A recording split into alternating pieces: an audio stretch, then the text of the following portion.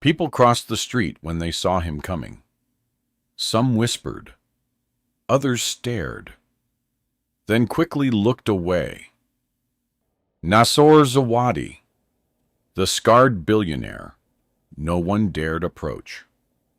His face told a story the world had already judged without ever hearing it.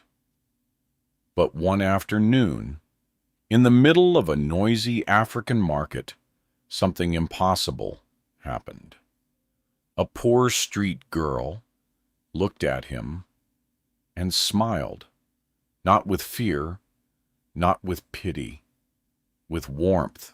And in that single moment, the man everyone feared felt something break inside him. Was it anger or the beginning of something he had buried long ago? Before we continue, tell me, where are you watching from? And what time is it there? And if stories like this move, you don't forget to subscribe. Nassor Zawadi did not need to speak loudly to command a room. Silence followed him wherever he went. In Dar es Salaam, his name carried weight heavier than money. Zawadi Holdings stood tall above the city, a symbol of wealth, power, and control. His influence stretched across East Africa: construction, logistics, luxury estates. Everything moved when Nassor decided it should. And yet, for all his power, there was one thing he could not control: how people looked at him, or rather, how they refused to.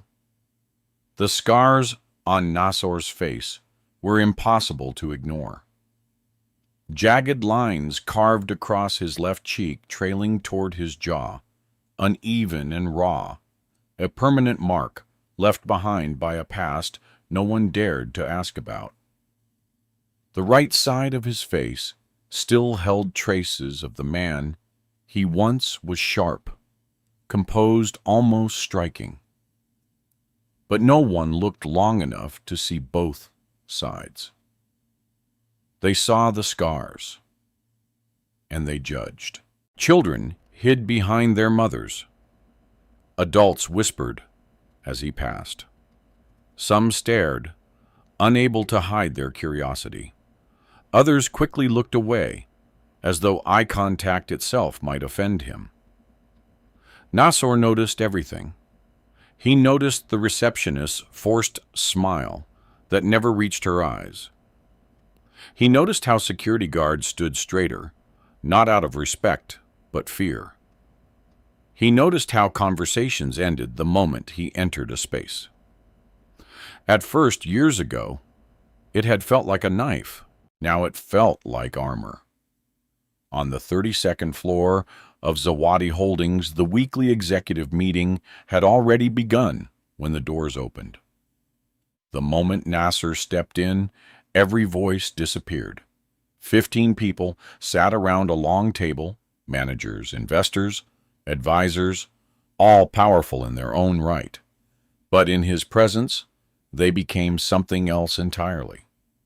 Careful, nervous, small. Baraka Mwinyi, the operations director, stood quickly. Too quickly. His chair scraped loudly against the polished floor.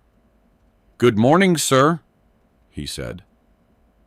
Nassor didn't respond. He simply walked to his seat at the head of the table and sat down. "Continue." That was all he said.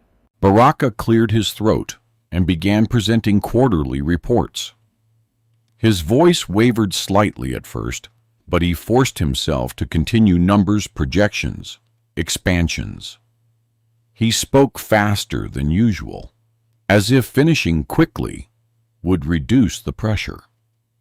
Nassor listened without interrupting, but his eyes moved from one face to another, watching, measuring. Lydia Wambui, head of public relations, took over next. Elegant, composed, always controlled.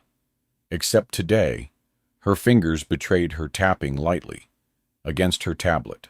Sir, she began, regarding your upcoming public engagement, we have made adjustments to ensure minimal direct interaction. Nassor leaned back slightly. Why? The question was simple. But the room tightened instantly. Lydia hesitated, choosing her words carefully. It is for your safety, sir. Nassor's gaze sharpened. My safety? Yes, she said. Large crowds can be unpredictable. There was a pause. Then Nassor spoke again, quieter this time. Say it properly. Lydia's lips parted, then closed again. Across the table, Mr. Otieno Kamau shifted in his seat. Nassor, what she means is public perception is delicate. We must be strategic. Strategic, Nassor repeated. He turned his face slightly toward the light, not hiding the scars, not softening them. A few people instinctively looked away. That small movement did not escape him. It never did. Strategic, he said again. Meaning, keep people from seeing me too closely. No one answered, because it was true. And everyone, she knew it. Nassor stood up slowly. Chairs stiffened. Eyes dropped. Cancel it, he said. Lydia blinked. Sir, the event and the campaign. But she stopped herself. Sir, this was approved by the board. I am aware, Nassor replied, and I am overruling it. Otieno leaned forward. You cannot isolate yourself like this forever. Nassor looked at him. There was no anger in his eyes. That was what made it worse. I am not isolating myself, he said. But even as the words left his mouth, something inside him resisted them. Because deep down he knew he was, not from the world, but from the possibility of being seen without fear. The meeting ended shortly after. No one argued further. Papers were gathered quickly. Chairs moved carefully. People avoided lingering too long. Fear did not always look dramatic. Sometimes it looked like efficiency. When the room emptied, Nassor remained seated for a moment, staring at the glass wall overlooking the city. From this height, everything looked calm, orderly, distant. Down below, life was different, loud. Wood, Messi, cool. His phone buzzed once on the table. A message from his driver, sir. The car is ready. Nassor picked up his coat and walked out. In the hallway, employees stepped aside as he passed. Not abruptly, not obviously, but enough. Always enough.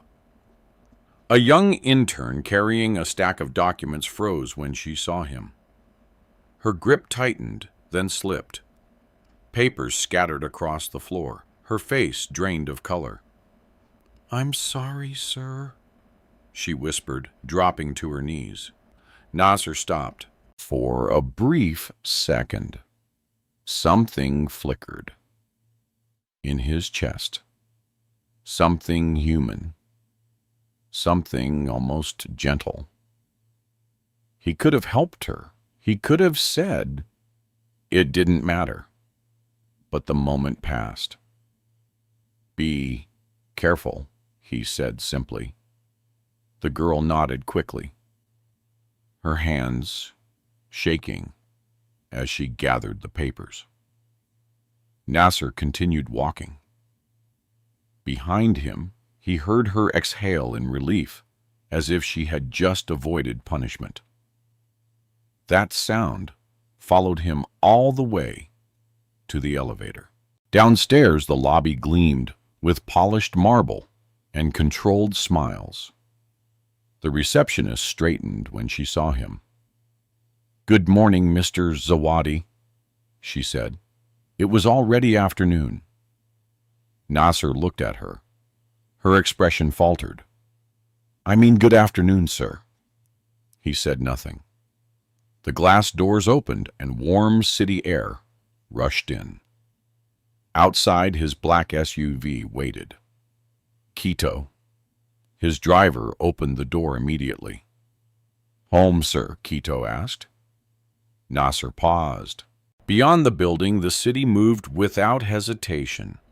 Vendors shouting buses, honking people living without permission. For a moment he watched them. Then he spoke. "No." Quito waited. "Drive through Kariakou." A flicker of surprise crossed the driver's face, but he nodded. "Yes, sir." As the car merged into traffic, Nassor leaned back, hidden behind tinted glass. The city passed by in color and movement. Fruit stalls, street food, children laughing, women bargaining, men carrying goods on their shoulders. Life, unfiltered, unafraid. He watched it all in silence. Like someone standing outside a world he no longer belonged to. And somewhere in that crowded market, without knowing it yet, a girl named Amina Njeri was about to look at him differently than anyone ever had. Not with fear, not with pity, but with something far more dangerous. Kindness. Amina Njeri woke before the sun rose. The small room she shared with her younger brother was still wrapped in the quiet blue of early morning. The air was warm, carrying the faint smell of charcoal from neighboring homes, where other early risers were already preparing for the day. She sat up slowly, careful not to wake Juma. For a moment, she just watched him. His breathing was uneven again. That worried her.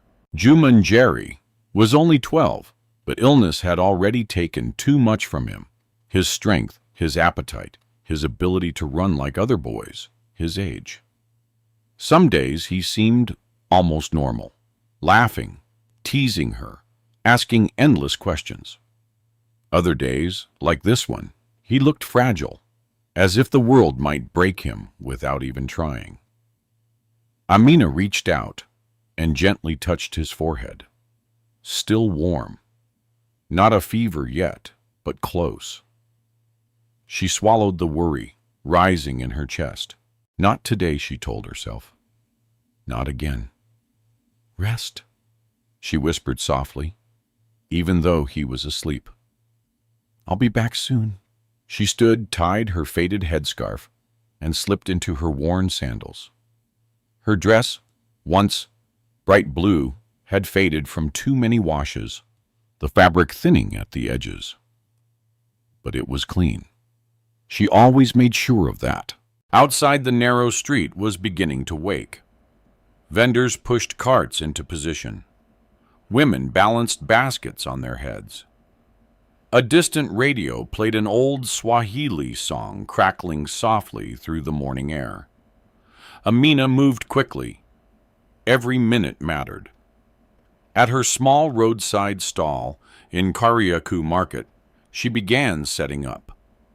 A wooden table, a charcoal stove, a pot of rice, beans seasoned with onions and spices, fried plantains. Simple food, but honest, filling, and affordable. Her kind of business. By the time the sun rose fully, the market had come alive. Voices layered over each other, bargaining, laughing, arguing. The smell of food mixed with dust and heat. People moved in every direction, chasing something, money, survival, hope. Amina stood behind her stall, smiling as her first customers approached. Kerbu she greeted warmly. Welcome.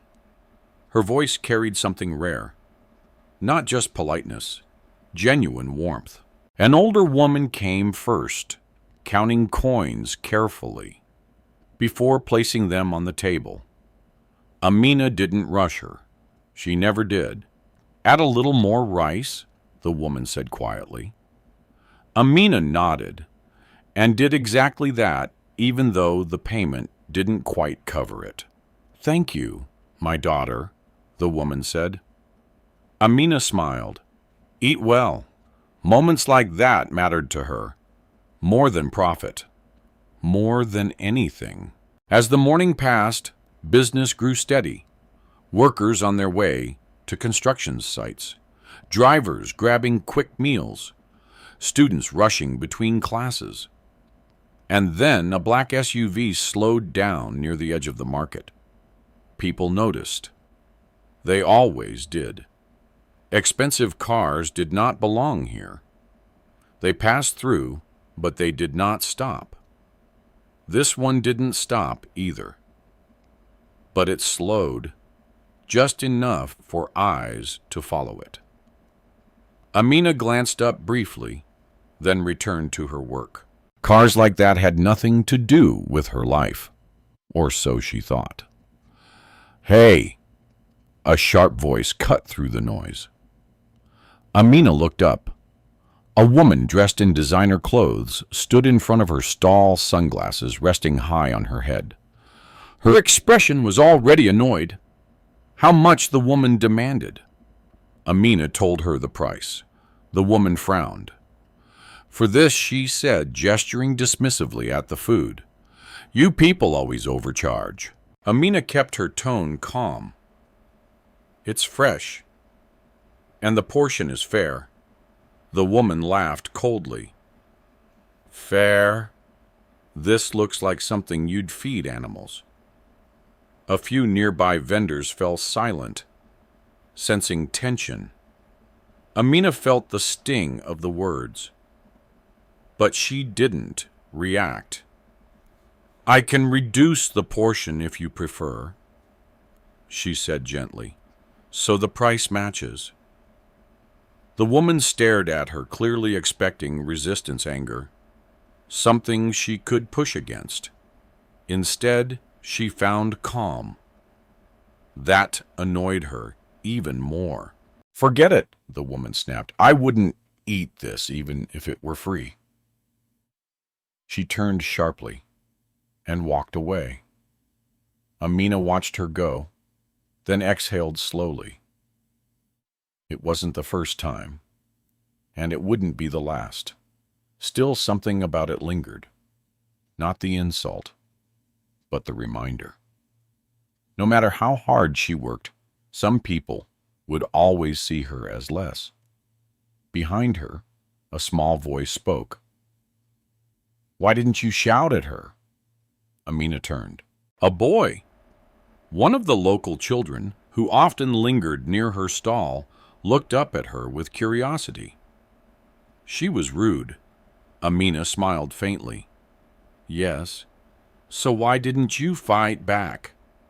Amina crouched slightly to meet his eyes. "Because anger doesn't fill empty stomachs," she said, "and it doesn't heal anything either." The boy considered that, then nodded as if storing the lesson somewhere important. By midday, the heat had intensified. Sweat gathered at Amina's temples, but she kept working.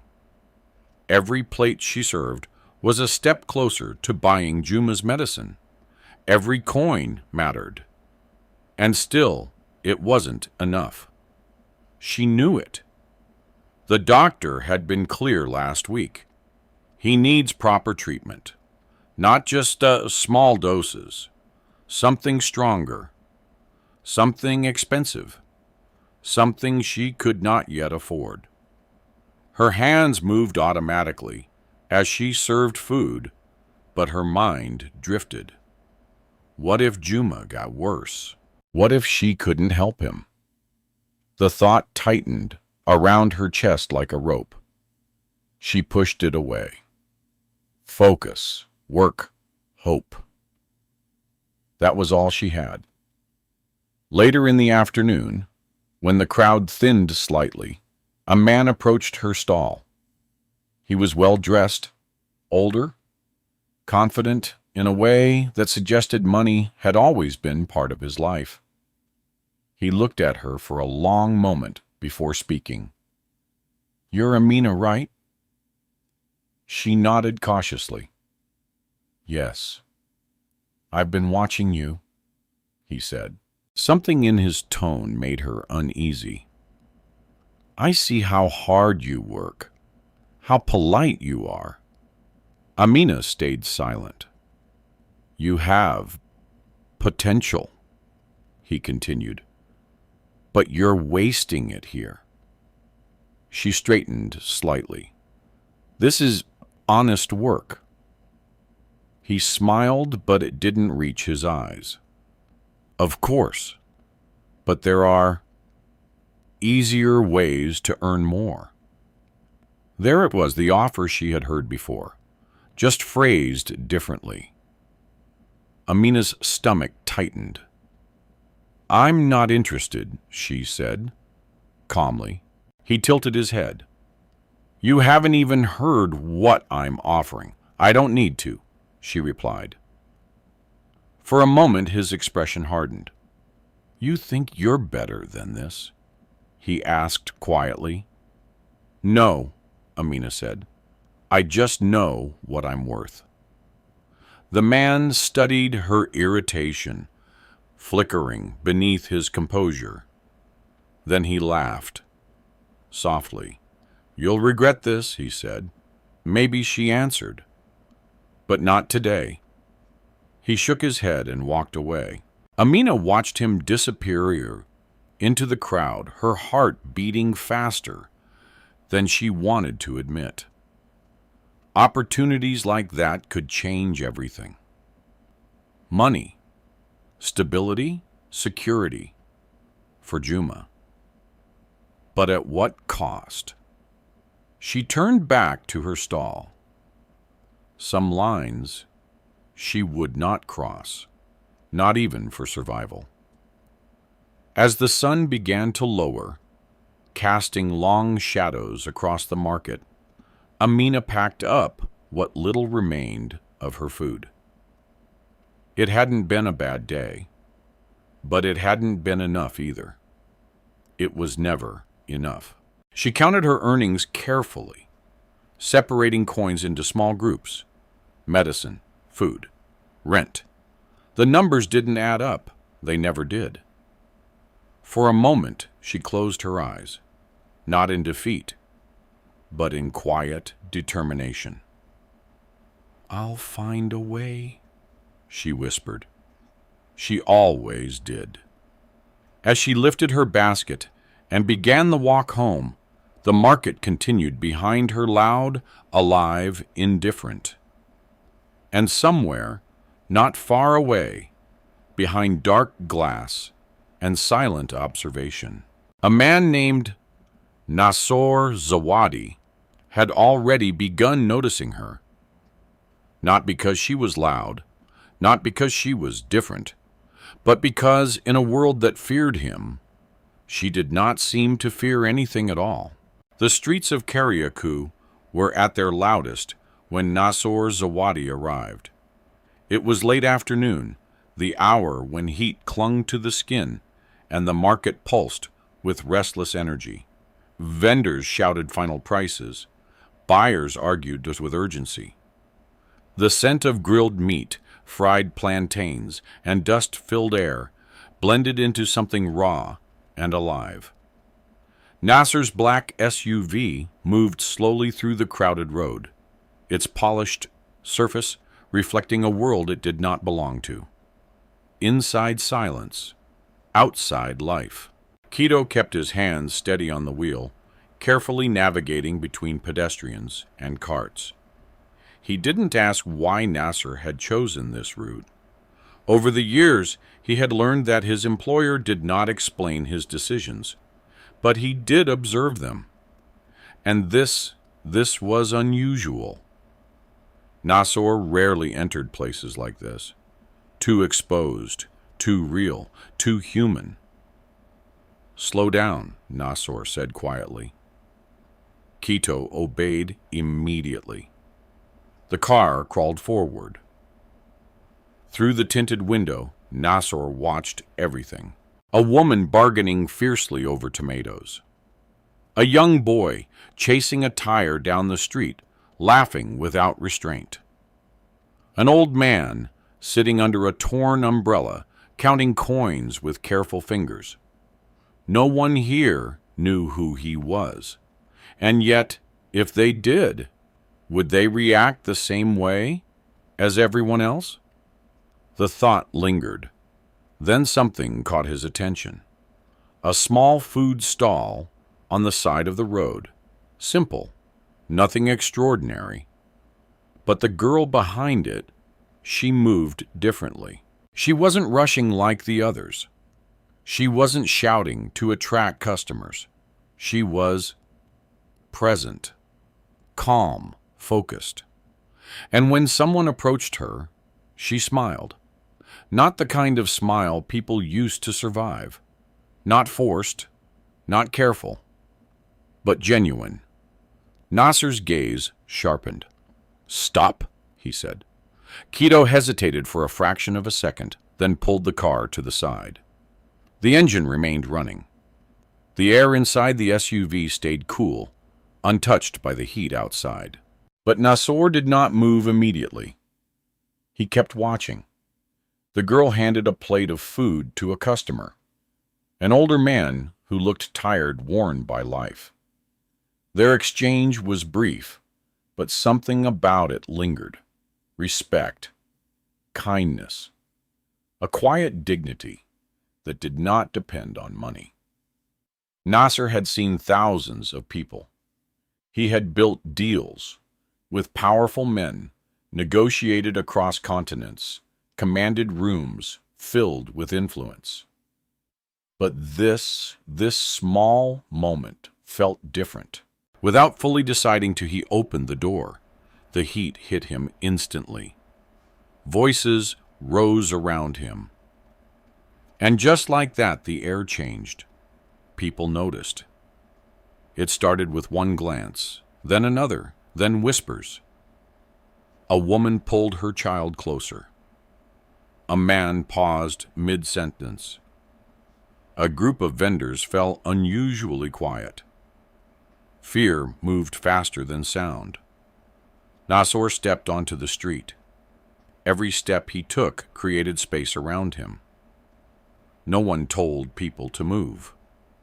They just did, instinctively, naturally, as if something inside them said, "Stay away." He was used to it. But today, for some reason, he felt it more. The distance, the silence, the invisible wall that followed him everywhere. And then he reached the stall. Amina and Jerry looked up. For a brief moment, everything slowed. She saw him, really saw him. Not just the scars, not just the expensive suit, not just the presence that made everyone else step back. Her eyes met his. There was no shock, no fear, no quick glance away, just curiosity. And then she smiled. "Caribou," she said gently. "You're welcome." The word hung in the air. Warm, simple, real. Nassor froze. Not physically, but inside.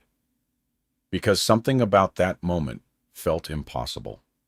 No hesitation, no calculation, no fear, just kindness. He had spent years surrounded by people who spoke carefully, who measured their words, who adjusted their tone, depending on his mood, his power, his presence. But this girl, she had done none of that. She didn't know him, and she didn't seem to care. For a second, Nassor forgot how to respond. Amina tilted her head slightly, noticing the pause. "Are you hungry?" she asked. Her voice remained calm, unchanged, as if she were speaking to any other customer. Nassor blinked once. "Yes," he said, finally. The word came out quieter than he expected. Amina nodded and turned to prepare a plate. Her movements were efficient, practiced. Rice beans, a small portion of fried plantains. Nothing luxurious, nothing extravagant. But everything was done with care. Nassor watched her hands. Steady, confident, unafraid. Around them, the market remained strangely divided. People continued moving, but with awareness. Watching, whispering. Some tried not to stare, others failed. Amina, however, did not react to any of it. She placed the plate in front of him. "Here," she said. Nassor looked down at the food, then back at her. How much, he asked. She told him the price. It was so small compared to what he usually spent that it almost felt unreal. He reached into his pocket, pulled out money, and handed it to her. She counted it quickly, then frowned slightly. "You gave too much," she said. Nassor didn't answer. "It's fine," he added. But Amina shook her head. "No," she said simply. She reached into a small container, counted the correct change, and placed it carefully on the table in front of him. "Take it," she said. Nassor stared at the coins. No one had ever insisted on returning his money before. Not like this. Not without fear. Not without trying to please him. He slowly picked up the change. Their fingers almost touched. Amina didn't pull back. Didn't flinch. Didn't react. She simply smiled again. "Eat before it gets cold," she said. Nassor hesitated. Then, for the first time in years, he did something unexpected. He sat down. Right there. On a simple wooden stool beside her stall. The market seemed to pause. A man like him, sitting there, eating street food. It didn't make sense. But Nassor didn't care. He lifted the spoon and took a bite. The food was warm, simple, honest. Nothing like the carefully prepared meals he was used to, and yet it felt real. For a moment, he forgot the whispers, forgot the distance, forgot the fear that followed him everywhere. Amina turned to serve another customer, continuing her work as if nothing unusual had happened, as if he were just another man. And that more than anything unsettled him. Because, for the first time in a long time, Nassor Zawadi was not being treated like a scar, or a shadow, or a warning. He was just a person sitting at a small stall in a crowded market, eating, breathing, existing. And something deep inside him, something he had buried beneath years of silence, began to shift. Not loudly, not suddenly, but enough to be felt, enough to matter, enough to change everything. Nassor Zawadi did not return to Kariakou by accident. The next day he told himself it was curiosity, nothing more. He had meetings, contracts waiting, decisions that would move millions of dollars across borders. His schedule had always been tight, structured, efficient. Yet somehow, late in the afternoon, his car was back on the same road. "Slow down," he said again. Quito didn't question it this time. The SUV eased into the familiar chaos of the market, blending once more into a world that did not belong to Nassor, but was beginning to pull at him in ways he did not understand. From behind the tinted window he searched, not consciously, not deliberately, but his eyes moved until they found her. Amina Neri. She was exactly where she had been the day before. Behind her small stall, serving food, smiling, moving with that same quiet confidence.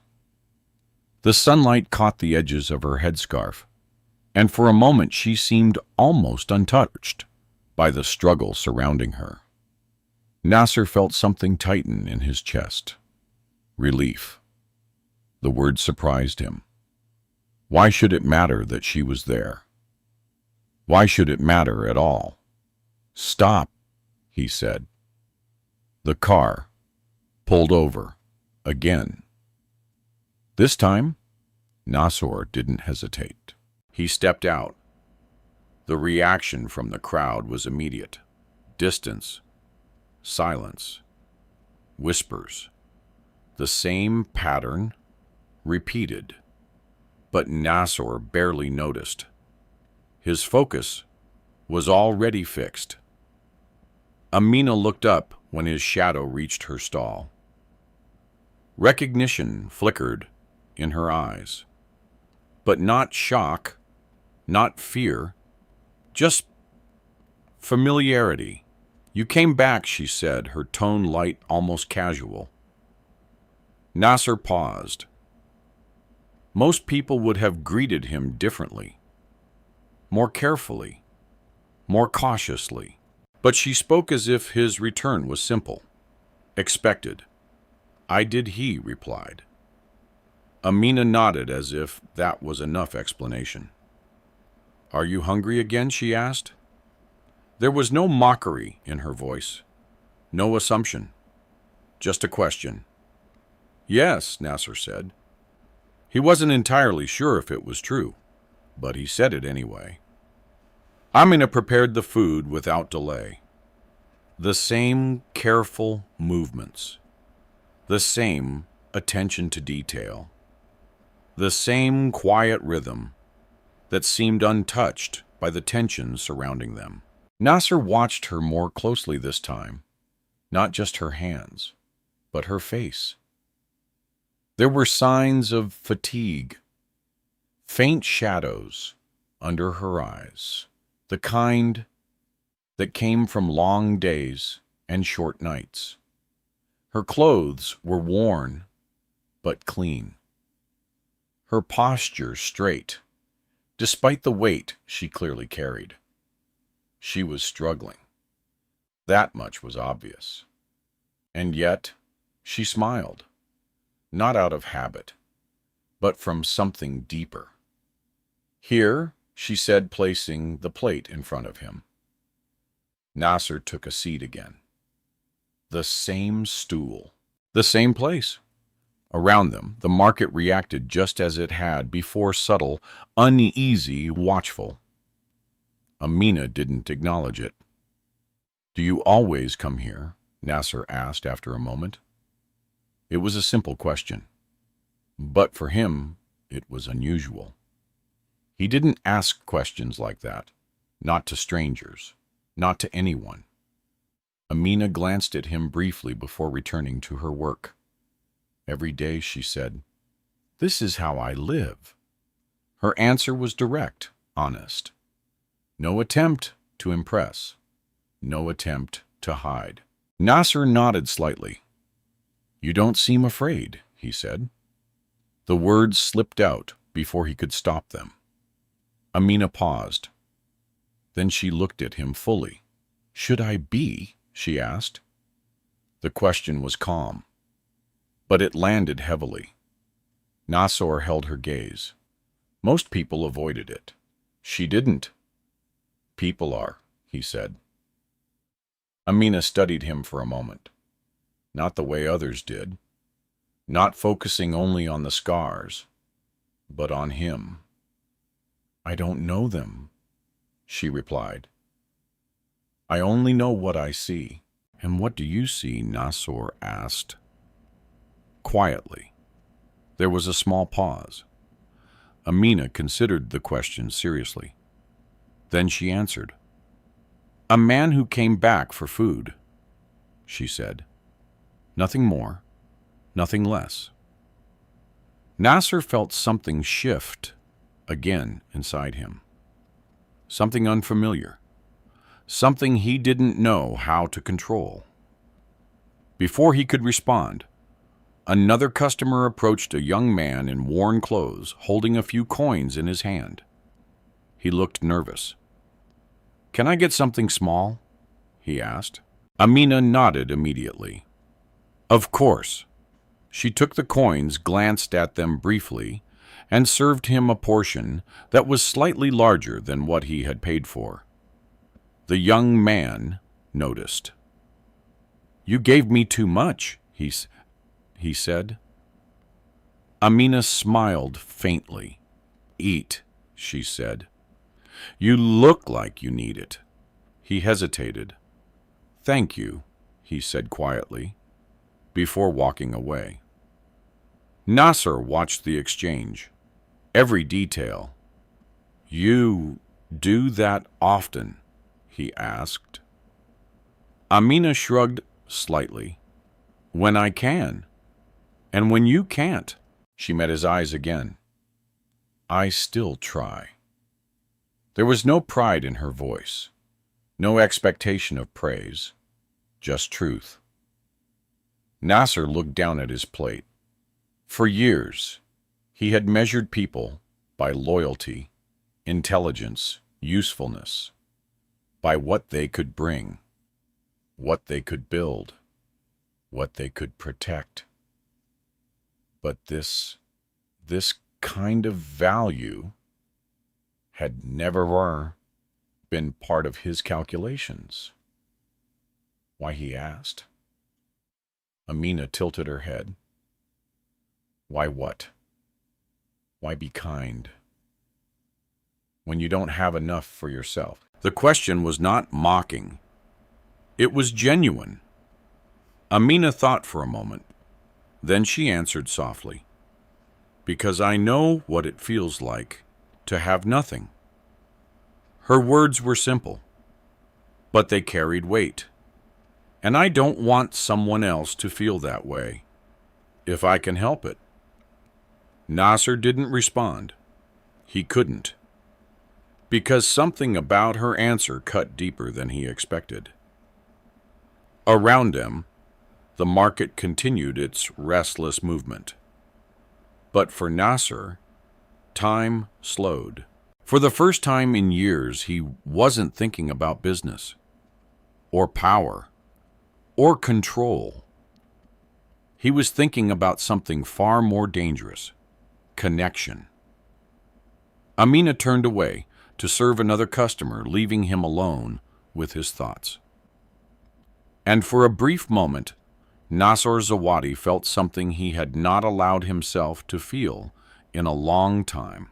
Curiosity, not about profit, not about strategy, but about a person. A girl who had nothing yet seemed to carry something he had lost, something he didn't even know how to name anymore.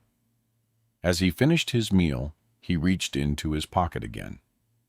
But this time, he paused. Then slowly, he placed the exact amount on the table. No more, no less. Amina noticed. A small smile touched her lips. "See," she said lightly. "You're learning." Nassor almost smiled. Almost. But instead he stood. And for the first time he hesitated before leaving. As if walking away from something important. Something unfinished. He didn't understand it, not yet, but he felt it. And that was enough. That night, Amina and Jerry did not sleep. The small room felt tighter than usual, as if the walls themselves understood the weight pressing down on her. Outside, the distant noise of the city had quieted, replaced by the occasional passing motorbike and the restless hum of night insects.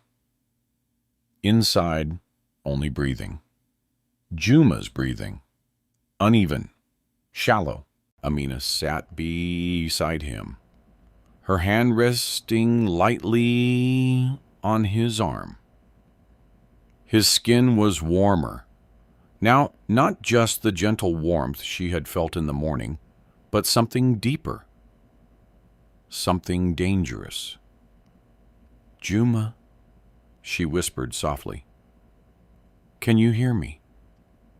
His eyes fluttered open briefly. "Tired?" he murmured. Her chest tightened.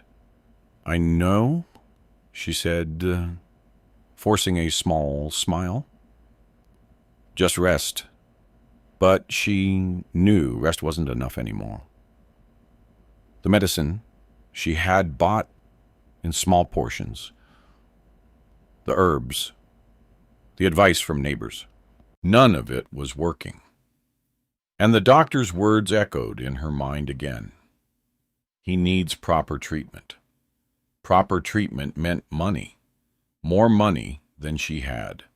More money than she could imagine earning quickly. Amina looked at the small container beside her coins from the day's work. She had already counted them 3 times. It wasn't enough, not even close. For a moment, fear crept in, not loud, not dramatic, just quiet. Heavy. What if she couldn't save him? The thought sat in her chest like a stone. "No," she whispered to herself. She couldn't think like that. She wouldn't. She adjusted the thin blanket over Juma and stood slowly. Her legs ached from the long day, but she ignored it. Pain had never been something she had time to focus on. She moved to the corner of the room where a small wooden box sat. Inside, everything she owned that had value. A few pieces of old jewelry, a pair of earrings her mother had left behind, a cloth with coins tied inside, memories disguised as objects. Amina opened the box carefully. Her fingers hovered over the earrings. They were simple, worn, but they were the last thing her mother had given her before she passed. "Keep these," her mother had said, "not because they are worth much, but because they remind you who you are." Amina closed her eyes briefly. Then she picked them up. If they could help Juma, then they still held meaning.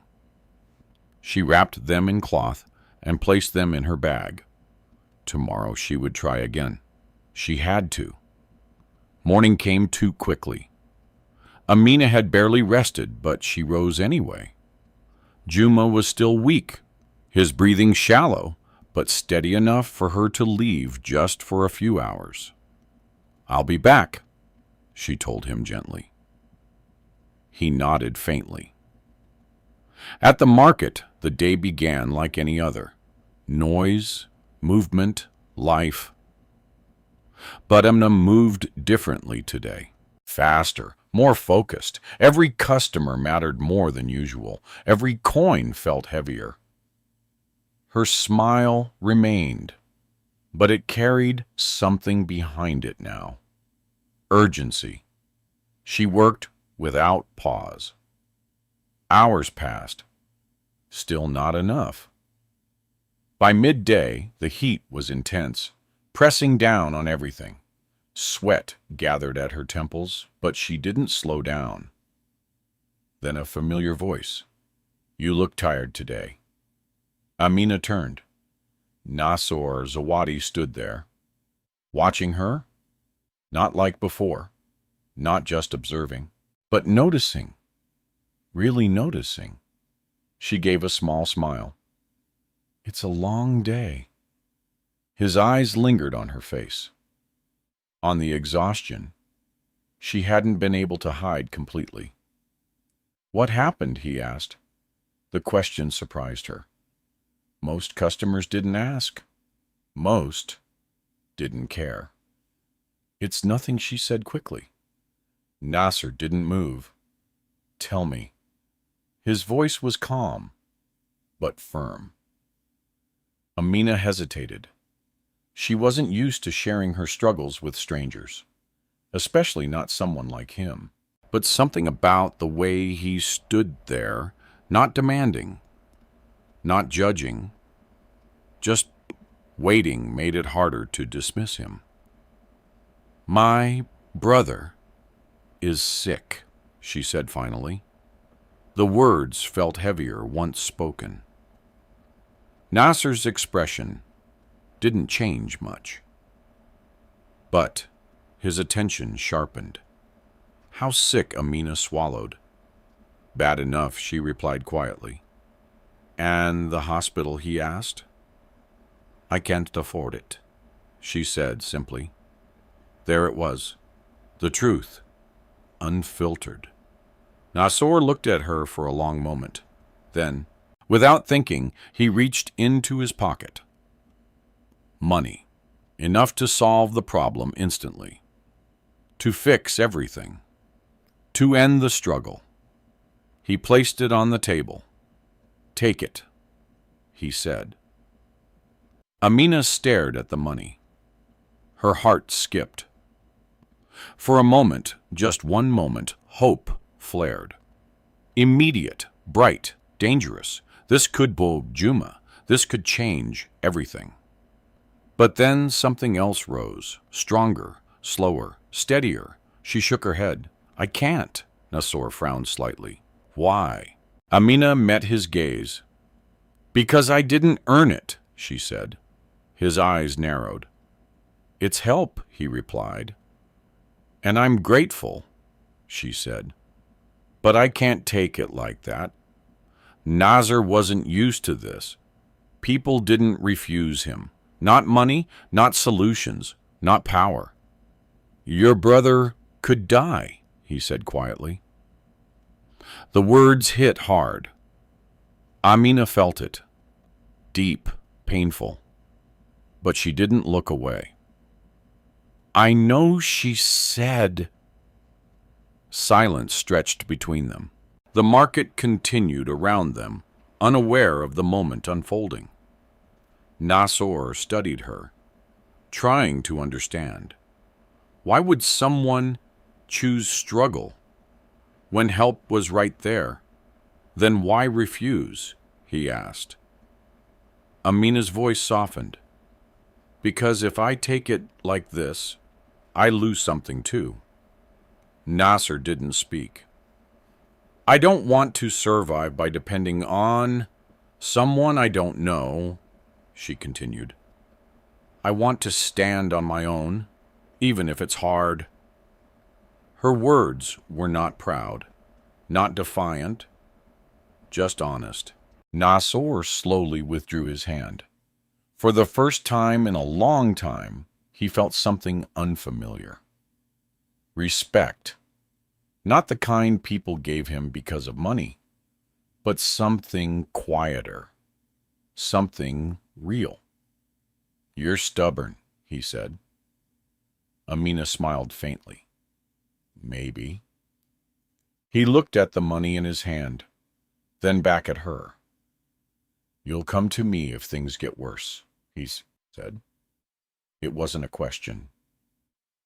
Amina hesitated, then nodded slightly. Maybe. It wasn't a promise. But it wasn't a refusal either. Nassor turned to leave, but before he did, he paused. For just a moment. "You don't have to do everything alone," he said. Amina didn't answer, because part of her knew he was right. But another part, the part that had kept her strong for so long, wasn't ready to let go. As Nassor walked away, the market slowly returned to its rhythm. But something had changed. Not loudly, not visibly, but deeply. Because now, this was no longer just curiosity, no longer just observation. It was something more.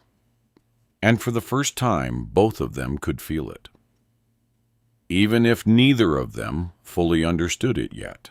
That evening, Nassor Zawadi did something he had not done in years. He couldn't stop thinking about someone. Not a business rival, not a contract, not a threat, but a girl, a poor girl standing behind a small food stall, who had refused his money without hesitation. It didn't make sense. People had lied to him for money, betrayed him for money, respected him only because of money. And yet, Amina and Jerry had looked at it and said no. Nassor stood in his penthouse apartment, staring out over the city lights.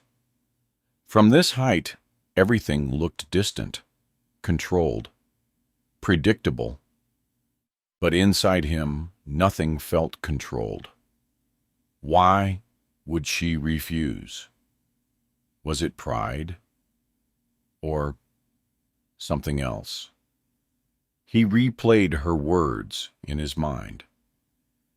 If I take it like this, I lose something too. What could be more important than saving her brother Nassor? Exhaled slowly. He didn't understand her. And that unsettled him. The next morning, he made a decision. Not a business decision. Not a calculated move. Something different. Take me there, he told Quito. Kariakou, Sir Quito asked. Yes, no hesitation, no explanation. The drive felt shorter this time. Or perhaps Nassor was just more aware of where he was going. When they arrived, the market was already alive. The same chaos, the same movement, the same energy that refused to slow down for anyone. And again, he saw her, Amina. But today, something was different. Her smile was still there, but weaker. Her movements were slower.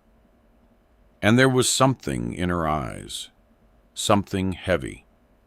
Nassor stepped out of the car immediately. The crowd reacted as always. Fear, distance, silence. But he moved through it without noticing. His attention was already locked on her. When he reached the stall, Amina looked up. For a moment, her expression softened slightly. "You're back again," she said. Nassor nodded. "You look tired," he replied. Amina let out a small breath. "It's been a long night." He studied her more carefully now. The exhaustion wasn't just physical, it was deeper. "How is your brother?" he asked. The question landed quietly.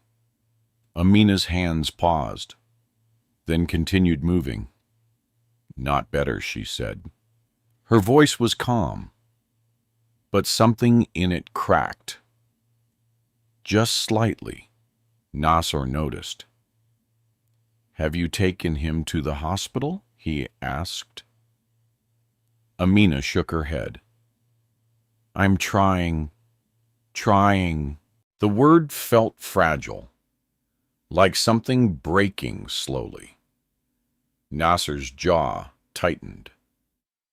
"You don't have time to try," he said. "You need to act." Amina looked at him. This time, there was a hint of frustration in her eyes. "I know that," she said. Her voice wasn't rude, but it wasn't soft either. "I'm doing everything I can." Nassor paused. He wasn't used to being spoken to like that. Not with honesty, not without fear. And yet, he didn't feel offended. He felt corrected. There was a difference. I can help you, he said again. Amina shook her head immediately. No. The answer came faster this time. Stronger. Final. Nassor frowned. Why are you so determined to struggle? He asked. Amina's eyes held his. Because it's mine, she said. The words were simple, but firm. My life, my fight, my responsibility. Nassor stared at her. There was no anger in her voice, no bitterness, just conviction. I'm not but asking you to give up your pride, he said. Amina gave a small, tired smile. It's not pride. Then what is it? She hesitated, then said quietly, It's dignity. The word landed heavily between them. Nassor felt it. Not just heard it, felt it, because for years he had lived without it. Not in the way she meant. People respected him, feared him, obeyed him. But no one had ever given him dignity. They saw his power, or his scars, never him. And yet this girl who had nothing was protecting hers like it was everything. Nassor looked away briefly, for the first time in the conversation. That alone said enough. Amina returned to her work serving another customer. The moment passed, but something remained, unspoken, unresolved. After a few minutes, Nassor spoke again. Then let me earn it. Amina paused. What? He met her eyes again. Let me earn the right to help you. She stared at him, confused, suspicious, curious. What does that mean? She asked. Nassor didn't hesitate. It means I don't give you money, he said. I work for it. Amina blinked. For a second she thought she had misunderstood. She asked. Yes. At my stall? Yes. The idea was so unexpected, so absurd, that she almost laughed. But when she looked at his face, she realized he was serious. You don't even know how to do this, she said. I can learn. You'll get tired? I've been tired before. You'll leave after 1 hour. I won't. Amina studied him carefully, searching for something. A reason, a joke, a lie. But she found none. Only determination. And something else. Something quieter. Something real. Why, she asked, finally. The question lingered. Nassor took a breath. For once, he didn't answer immediately. Because the truth was complicated. Because part of him didn't even fully understand it. But he said what he could. Because you refused me, he said. Amina frowned slightly. And that matters? Yes. Why, Nassor held her gaze. Because no one else ever has. Silence. Amina felt something shift inside her. Not trust, not yet, but something closer. She looked at her stall, at the work, at the long day ahead. Then back at him. You'll start with washing plates, she said. Nassor nodded. Fine. And you don't get paid unless you finish the day.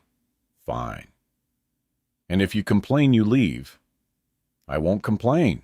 Amina hesitated one last time. Then she stepped aside slightly. All right, she said. Let's see if you're serious. Nassor removed his suit jacket, rolled up his sleeves.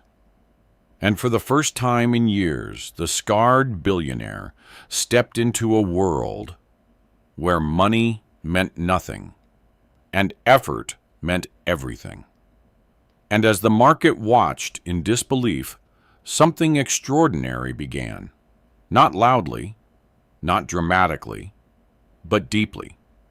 Because this was no longer just curiosity, no longer just interest. This was the beginning of something that would change both of their lives. The first plate Nassor Zawadi washed, he dropped. It slipped from his hand, hit the metal basin, and cracked with a sharp sound that cut through the noise of the market. Every head turned. Amina didn't. She continued serving a customer, as if nothing had happened. But when she was done, she walked over slowly, looked at the broken plate, then at Nassor. "You're paying for that," she said calmly. There was no anger, no shock, just fact. Nassor stared at the pieces for a moment, then nodded. Understood. Around them, whispers began. "Is that him? The scarred man? What is he doing there? Why is he washing plates?" Some laughed quietly. Others watched with disbelief. A few shook their heads. This didn't make sense. A man like him, standing behind a roadside stall, sleeves rolled up, hands in dirty water. Impossible. And yet, there he was. Nassor bent down, picked up the broken pieces carefully, and set them aside. Then he reached for the next plate. His movements were stiff at first. Unnatural. He had never done this before. Never needed to. Water splashed onto his shirt.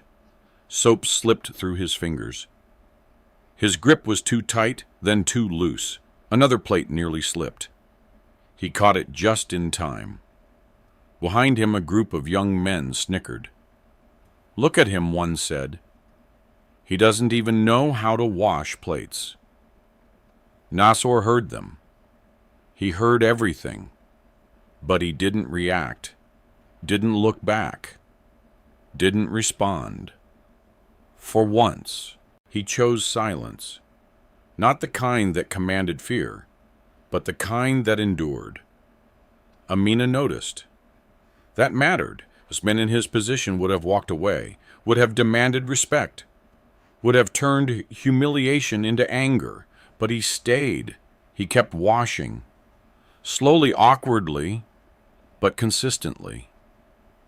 Minutes passed, then an hour. The sun climbed higher. The heat intensified. Weight gathered along Nassor's forehead, sliding down toward the edges of his scars. His hands grew rough from the water. His back began to ache, and still he didn't stop. Amina worked beside him, occasionally glancing his way. Watching, not judging, just observing. "Rinse them better," she said at one point. Nassor adjusted immediately. "Not like that," she added, stepping closer. "Like this." She took a plate from his hand and demonstrated. Her fingers moved with ease, effortless, years of repetition. Nassor watched carefully, then tried again. Better. Not perfect, but better. Amina nodded once. Good. That one word felt different. Different from praise in boardrooms. Different from approval in contracts. Because this he had earned. Time passed. Customers came and went. Some stared openly, others whispered behind their hands. But gradually, something changed. The laughter faded. The mockery softened. because no matter how strange it looked, he wasn't leaving.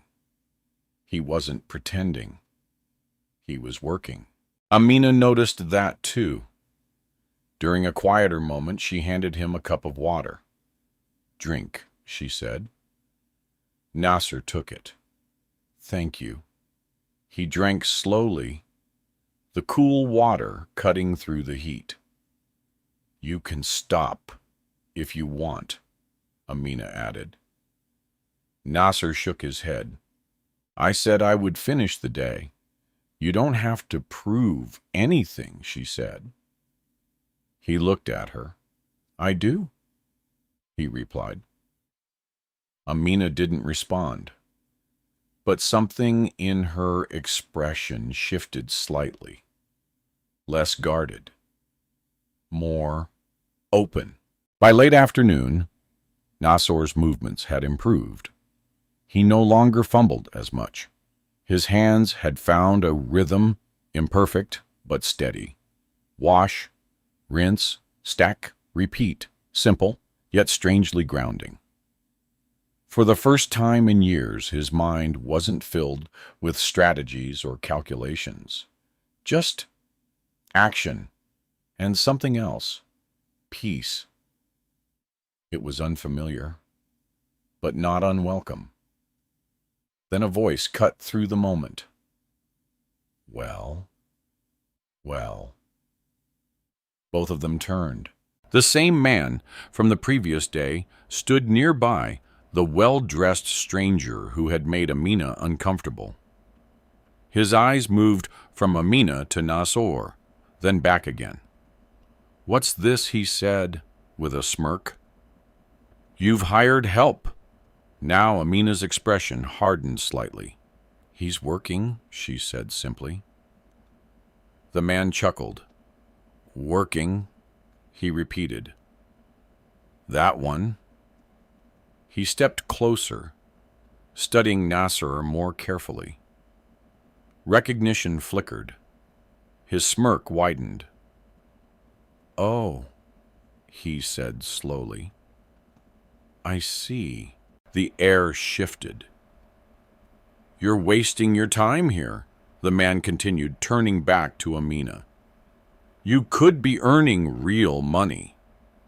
"I told you." "I'm not interested," Amina said firmly. The man leaned in slightly. "You won't always have the luxury of saying no." Nassor straightened. His posture changed. Not aggressive, but present, enough to be noticed. The man glanced at him again. "And you," he said. "Do you even know who you're standing next to?" Nassor didn't answer. The man laughed softly. "Of course you don't," he said to Amina.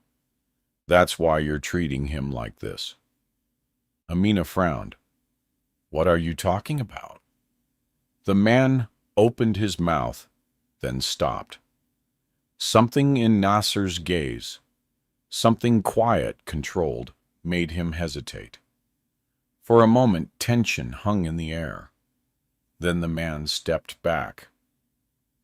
"This isn't over," he muttered before turning and walking away. Silence followed. Amina looked in at Nassor.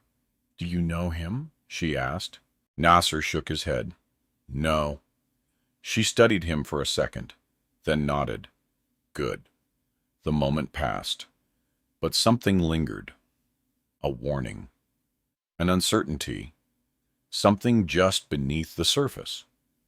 As the sun began to set, casting long shadows across the market, Amina started packing up. Nassor finished washing the last plate.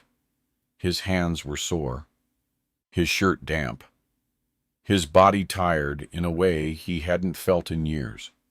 But when he looked at the stack of clean plates, he felt something else too. Satisfaction. Real. Earned. Amina handed him a small bundle of coins. "Your pay," she said. Nassor looked at it, then at her. "This is less than I gave you yesterday," he said. Amina smiled faintly. "That's because today you earned it." He took the money slowly. The coins felt heavier than any payment he had received before, not because of their value, but because of what they represented: effort, time, dignity. Nassor closed his hand around them, and for the first time, he understood what Amina had meant. As they stood there side by side, the market slowly quieting around them, neither of them realized that something far deeper had already begun. Something neither money nor power could control. The next morning, the story had already spread. Not through newspapers, not through official channels, but through whispers. Kariakou did not need headlines. It needed only people, and people talked. They say the scarred man worked at her stall all day. I heard he washed plates like a servant. No, I heard he's rich, very rich. Then why would he do that? Maybe he's mad. Or maybe she bewitched him. By the time Amina arrived at her stall, the air felt different. Eyes followed her. Not the usual passing glances. Longer, heavier, curious, suspicious. She noticed it immediately. "What is it?" she asked a neighboring vendor, Mama Rahima, an older woman who had been selling vegetables for years. Mama Rahima leaned closer. "They're talking about you," she said quietly. Amina sighed. "About what?" the man Mama Rahima replied. "The one who worked with you yesterday." Amina paused for a moment, then continued setting up her stall. "Let them talk," she said. But inside she felt it. That subtle shift. The way attention could turn from invisible to overwhelming. She had lived quietly for years. Now suddenly she was being watched, judged, measured. And she didn't like it. Across the city, Nassor Zawadi sat in his office staring at a report he hadn't read. For the first time in a long time, his focus was elsewhere. Not on numbers, not on deals, but on memory. The feel of water on his hands. The weight of coins in his palm. The sound of laughter, not directed at him in fear, but in disbelief. And Amina's voice, steady, unchanging, real. A knock on the door broke the silence. "Come in, Nassor Sad." Lydia Wambui entered, her expression controlled but tense. "Sir," she began, "we have a situation." Nassor didn't look up. "What kind?" "Reputation," she said. That word always came first in their world. Nassor leaned back slightly. "Explain."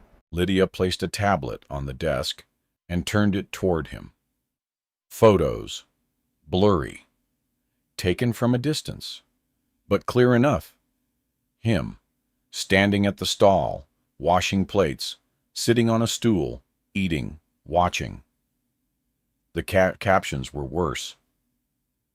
"Scarred billionaire, spotted in slums. Is he losing control? Mysterious girl influencing powerful businessman." Nassor's expression didn't change, but his eyes darkened slightly. "Where did this come from?" he asked. "Social media," Lydia replied. "Someone recorded it. It spread quickly." Nassor remained silent. Lydia continued carefully. "The board is concerned." "Of course they are. This could affect investor confidence," she added. "Your image?" "My image." Nassor interrupted quietly, is already what it is. Lydia hesitated. Yes, sir. But this makes it unpredictable. Unpredictable. That was worse than feared. In their world, fear could be managed. Uncertainty could not. What do you suggest? Nassor asked. Lydia took a breath. Distance yourself from the situation. Immediately. Publicly. Nassor looked at her. From a food stall. From the narrative she corrected. From her. The word hung in the air. Her. Amina. Nassor said nothing. But something inside him tightened. People are already asking questions. Lydia continued. Who she is. Why you're there. What she means to you. What does she mean to me? Nassor asked. Lydia paused, then answered honestly. That's exactly the problem. We don't know. Nassor leaned back again. For a moment, he almost smiled. Not because it was amusing, but because it was true. He didn't know either. Back at the market, Amina was working harder than usual. Not because of the attention, but because of Juma. He had been worse that morning, weaker, quieter. Every minute she spent away from him felt heavier now. She needed more money, Surya. But customers today were different. Some approached her stall out of curiosity, not hunger. Is it true, one woman asked, that rich man worked here? Amina kept her focus on preparing food. Yes, she said simply. The woman leaned closer. Do you know who he is? Amina shook her head. No, it wasn't a lie. Not completely. She knew he was different. She knew he had money. But she didn't know how much. And she didn't ask. The woman frowned slightly, clearly disappointed, then walked away. More questions followed. More whispers. More looks. And then someone else approached. Lydia Wambui. She stood out immediately. Elegant, composed, out of place. Amina noticed her before she spoke. Can I help you? Amina asked. Lydia removed her sunglasses slowly. I believe so, she said. Her voice was polite, but measured, controlled. Amina waited. You've been in contact with Mr. Nassor Zawadi. Lydia continued. The name landed heavily. For the first time, Amina heard it. Fully. Clearly. Nassor Zawadi. Something about it felt important. I don't know what you mean, Amina replied carefully. Lydia smiled slightly. I think you do. Amina said nothing. Lydia stepped closer. Let me be direct, she said. Whatever the situation is, it needs to stop. Amina's expression hardened. Why she asked? Because it's not appropriate, Lydia replied. For him? Or for you? Amina crossed her arms slightly. He came to my stall, she said. I didn't go looking for him. That doesn't matter, Lydia said. It does to me, Amina replied. Lydia's smile faded slightly. You don't understand the world you're stepping into, she said. Amina met her gaze. And you don't understand mine, she answered. The tension between them sharpened. Lydia lowered her voice. Men like Nassor don't belong in places like this. Amina didn't hesitate. Maybe that's the problem, she said. Lydia blinked. Just once. It was subtle, but it was there. You think this is about kindness? Lydia asked. Amina didn't respond immediately, because she wasn't sure. Not anymore. Lydia stepped back slightly. This will not end well for you, she said quietly. Then she turned and walked away. Amina watched her go. Her heart was beating faster now. Not from fear, but from something else. Something she couldn't quite name. Because for the first time, this situation didn't feel simple anymore. It wasn't just a man coming to eat, or helping at a stall, or a quiet connection between two strangers.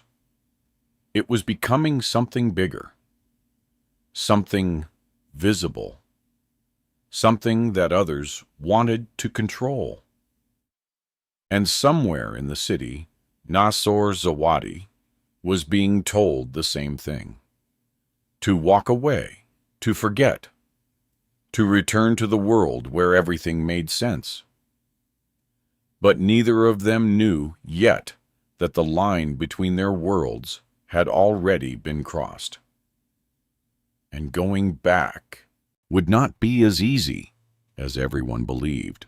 By late afternoon, the market no longer felt like a place of routine. It felt like a stage.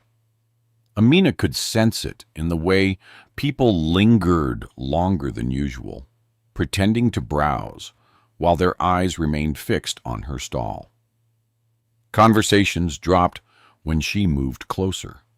Laughter rose too quickly when she passed by. The whispers had changed. They were no longer curious. They were sharp, suspicious, and sometimes cruel. She thinks she's special now.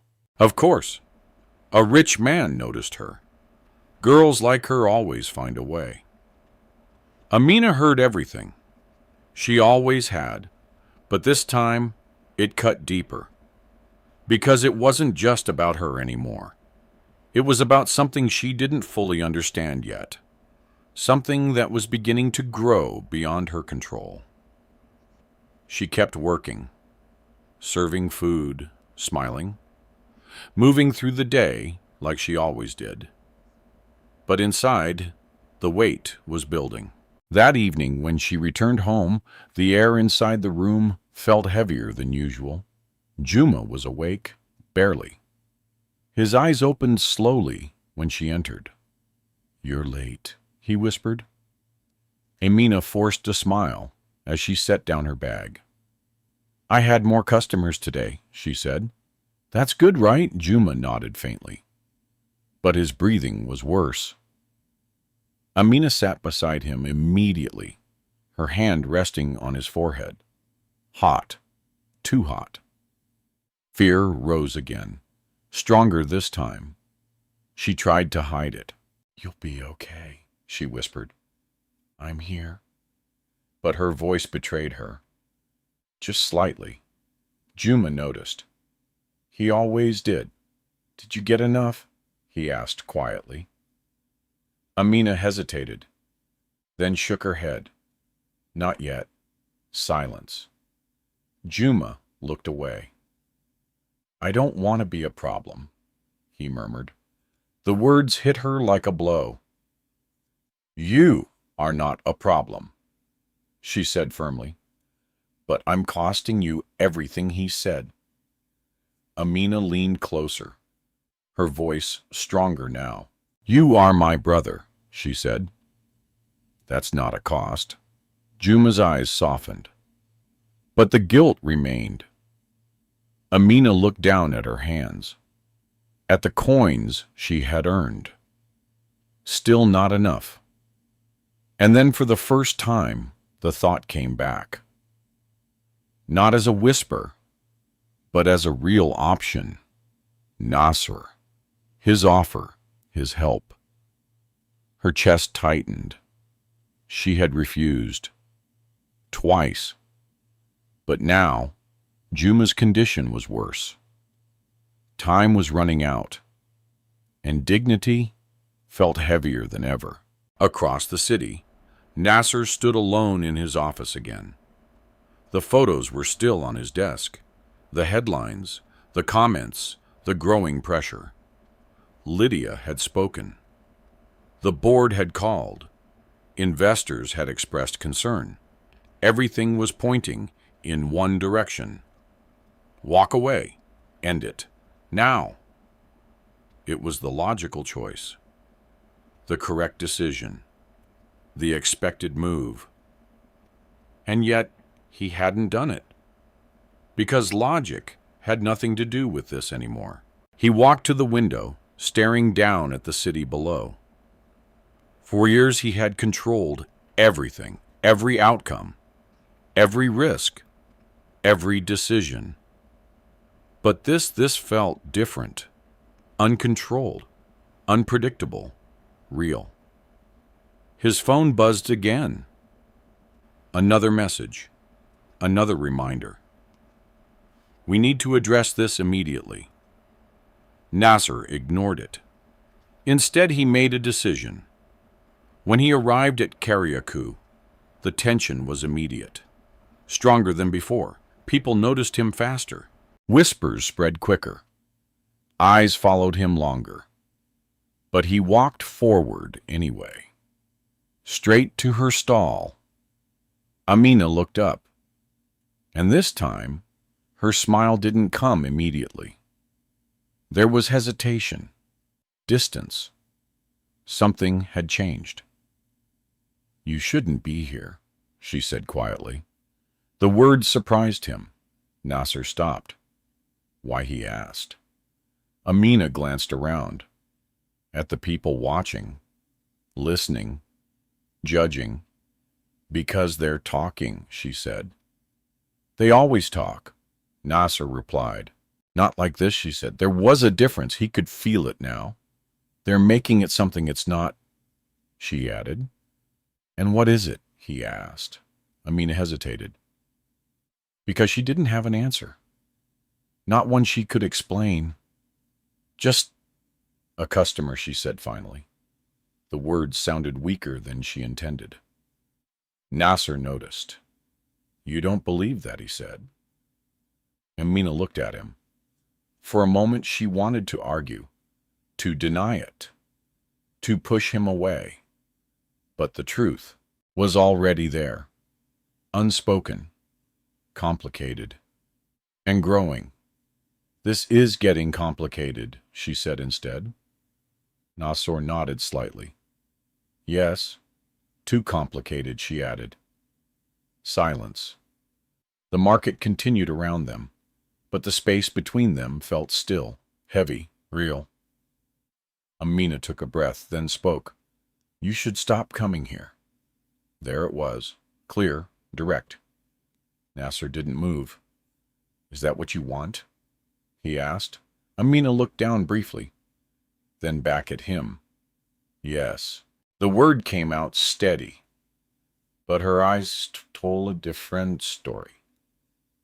Nassor saw it, and for a moment he felt something unfamiliar.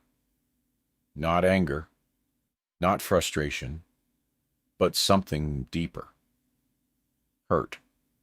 Because for the first time she was pushing him away. Not because she didn't care, but because she did. And that made it harder. I understand, he said quietly. Amina's chest tightened. She hadn't expected that. No argument, no resistance, just acceptance. Nassor reached into his pocket, then paused, then stopped. No money. Not this time. Instead, he placed something else on the table. The small bundle of coins he had earned the day before. Amina frowned. What is this? She asked. My pay, he said. You already took it, she replied. Nassor shook his head. I'm giving it back. Why? Because I earned it from you, he said, and I want it to help you. Amina stared at the coins. Her heart pounded. This wasn't charity. This wasn't pity. This was something else. Something harder to refuse. But still she hesitated. I told you, she began. I know, Nassor interrupted gently. I know what you said. Silence. But this is different, he continued. How she asked. Because I worked for it, he said, and I'm choosing to give it to you. The distinction mattered. Amina felt it, deeply. But even so, she shook her head. I can't, she whispered. Nassor looked at her, not pushing, not insisting, just seeing her, and then he nodded. All right. He picked up the coins again and stepped back. Amina felt something twist inside her, because part of her wanted to accept, wanted to say yes, wanted to stop fighting alone. But she didn't. She couldn't. Nassor turned to leave. But before he walked away completely, he spoke once more. If you change your mind, he said quietly, I'll be there. Amina didn't answer. She couldn't, because her mind was already changing. Slowly, painfully, inevitably. As Nassor disappeared into the crowd, the whispers returned, louder, sharper. But Amina no longer heard them clearly, because now she was facing something far more difficult than judgment. A choice between pride and survival. And somewhere deep inside her, she knew that choice was coming. Very soon. That night, the decision Amina and Jerry had been avoiding finally stood in front of her. Not as a thought, not as a distant possibility, but as something real, something unavoidable. Juma's condition had worsened. By the time darkness settled over the city, his breathing had become shallow and irregular, his small body struggling against something it could no longer fight alone. Amina knelt beside him, her hands trembling slightly, as she tried to keep her voice steady. Juma, stay with me, she whispered. His eyes opened weakly. I'm here, he said faintly. The effort it took for him to speak was enough to terrify her. Amina felt panic rising sharp and suffocating. This was no longer about waiting, no longer about trying. He needed help. Now. She grabbed her bag, her fingers searching blindly for the coins she had earned. The same coins she had counted again and again, hoping somehow they would multiply. They hadn't. They never did. She looked around the room, at the small wooden box, at the cloth-wrapped earrings, at everything she owned that might still carry value. It wasn't enough. It would never be enough. Her chest tightened as one thought pushed forward, refusing to be ignored any longer. Nassor. She closed her eyes. She had refused him. Twice. Not out of arrogance, not out of foolishness, but because she had believed she could stand on her own. But now, this was no longer just about her. It was about Juma, and pride suddenly felt like something she could no longer afford. Amina stood up quickly. I'll be back, she said, though she wasn't sure Juma could even hear her. She ran, out into the night, through narrow streets, past closed stalls and dim lights. Her heart pounded, her breath uneven, her thoughts racing. She didn't know where to find him. Didn't know where he lived. Didn't know anything except one thing. He had said, "If you change your mind, I'll be there." But where was there? The market. That was the only place she knew, so she ran. Kariakou at night was not the same place. The noise was gone. The energy replaced by wadoskas and quiet movement. A few late vendors packed up what remained of their goods. A group of men sat near a corner talking softly. A stray dog moved through the empty paths, and Amina ran straight to her stall. Empty. Of course it was. She stopped, her chest rising and falling rapidly. Fear creeping in again. What if she was too late? What if she had waited too long? What if headlights cut through the darkness? A car slid near the edge of the market, black, familiar. Amina turned. Her breath caught. The SUV came to a stop, and the door opened. Nassor Zawadi stepped out. For a moment, neither of them moved, as if time itself had paused to watch what would happen next. Then Amina took a step forward. "Nassor," she said. His name felt strange on her lips, but right. Nassor's expression changed the moment he saw her. Not because she was there, but because of how she looked. Desperate. Tired and worried. "What happened?" he asked immediately. Amina didn't try to hide it. "My brother," she said, her voice breaking. "He's worse." Nassor didn't hesitate. "Where is he?" "At home," she replied. "Get in the car. No questions, no conditions, no hesitation. Just action." Amina froze for a second. Not because she doubted him, but because this moment meant crossing a line she had held on to for so long. But then she thought of Juma, and that was enough. She got into the car. The drive felt endless, even though it wasn't. Amina sat in the back, her hands clenched tightly in her lap. Her mind raced through every possibility, every fear, every outcome she didn't want to face. Nassor sat beside her, silent, focused, present, not distant, not guarded, but fully there. When they arrived, Amina rushed out before the car had fully stopped.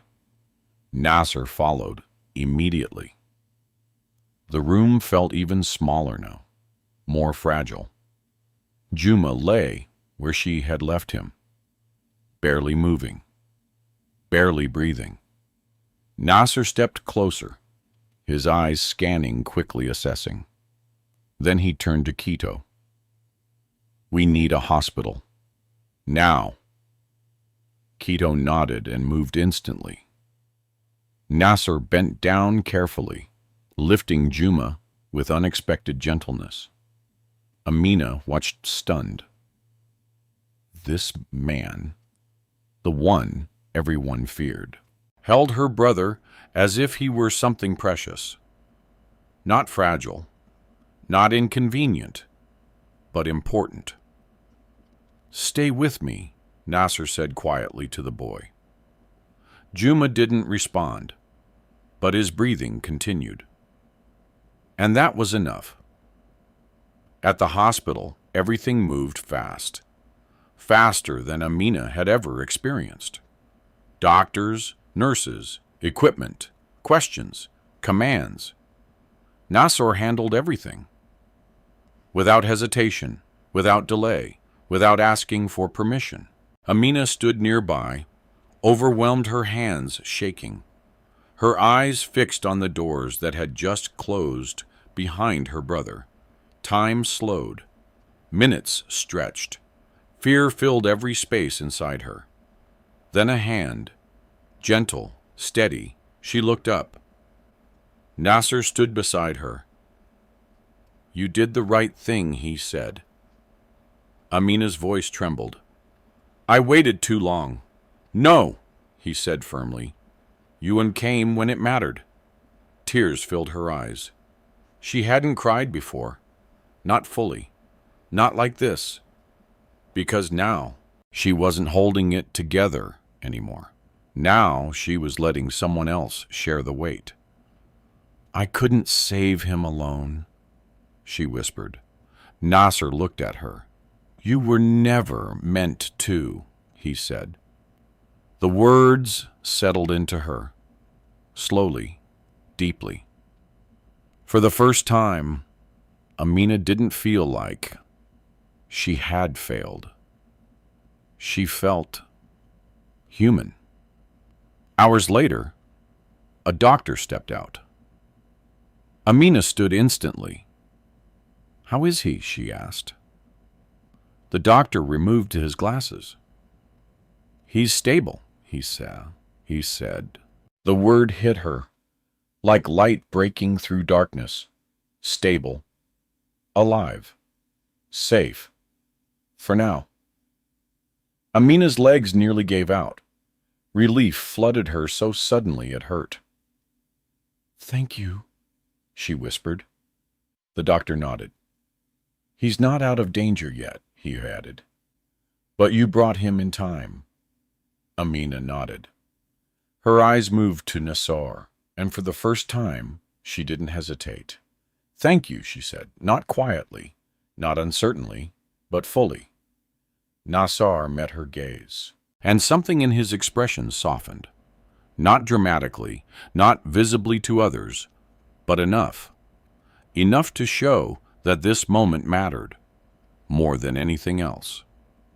And in that quiet hospital corridor, between fear and relief, between pride and surrender, something else began to form. Not based on need, not based on power, but on something far more rare: trust. The hospital corridor smelled of antiseptic and quiet fear. For Amina and Jerry, time no longer moved in hours. It moved in breaths. Each rise and fall of Juma's chest behind those doors had become the center of her world. She sat on a hard plastic chair, her hands clasped tightly together, her eyes fixed on nothing and everything at once. Around her, other families waited, some hopeful, some broken, some too tired to feel anything at all. But Amina felt everything: relief, fear, gratitude, and something new, something she hadn't allowed herself to feel before: dependence. She glanced at Nassor, who stood a few steps away speaking quietly with a doctor. His posture was calm, composed, controlled, but not distant. Not like before. He wasn't standing apart from the situation. He was inside it. Involved. Present. When he finished speaking, he turned and walked back toward her. "The doctor says he'll need to stay for a few days," Nassor said. Amina nodded slowly. "That's good," she replied. "It means they can help him." Nassor watched her for a moment. "You haven't asked how much it will cost," he said. Amina lowered her gaze. "I know I can't pay it," she admitted quietly. There was no pride in her voice now. No resistance, just truth. Nassor didn't respond immediately. Because this was the moment he had been waiting for. Not to prove something, not to win, but to understand. "Then don't," he said. Amina looked up. It's already taken care of. The words landed gently, but their meaning was heavy. Amina's chest tightened. I can't let you do that, she said instinctively. Nassor shook his head. You already did, he replied. Silence. Amina stared at him. You made a choice, he continued. You came to me. Her throat tightened, and I made mine. She didn't know what to say, because this time there was no clear line between help and dignity. No easy answer, just reality. I don't want to owe you, she said finally. Nassor met her gaze. You don't. How can I not? She asked. Because I'm not keeping score, he said. The simplicity of his answer unsettled her. People always kept score. Every favor, every kindness, every debt. It was how the world worked. Wasn't it? Amina looked down again. Her thoughts tangled. Her instincts conflicted. But one truth remained clear. Juma was alive. Because of him. And that she could not ignore. Then let me work it off, she said suddenly. Nassor raised an eyebrow. How? At the stall, she replied. You already started. There was a faint spark in her eyes now. Not pride, not defiance, but balance, something equal. Nassor considered it, then nodded once. All right. It was not an agreement of debt. It was something else. Something closer to respect. The days that followed felt different. Not easier, but steadier. Juma's condition improved slowly. Each day brought small signs of recovery, stronger breathing, clearer eyes, the return of his voice. Amina stayed by his side as much as she could. And when she wasn't there, Nassor was. He visited quietly, without announcement, without attention. He didn't bring expensive gifts, didn't try to impress. He simply showed up. And that meant more than anything else. At first, Amina didn't know how to react. She wasn't used to someone staying, helping, without expecting something in return. But over time, she stopped questioning it and started accepting it. Not fully, not completely, but enough. One afternoon, as sunlight filtered softly through the hospital window, Juma sat up slightly, his strength slowly returning. He looked at Nassor. You're the man from the stories, he said. Nassor frowned slightly. What stories? The ones people tell, Juma replied. About the scary rich man. Amina froze. But Nassor didn't react the way she expected. He didn't get angry, didn't deny it. He simply asked, and what do they say? Juma shrugged. That you're dangerous, he said. That people should stay away from you. A pause. Then Juma smiled faintly. But they're wrong.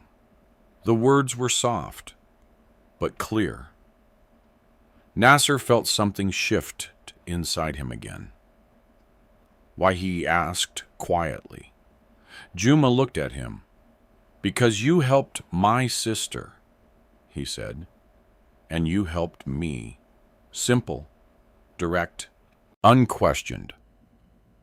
For a moment, Nassor didn't know how to respond.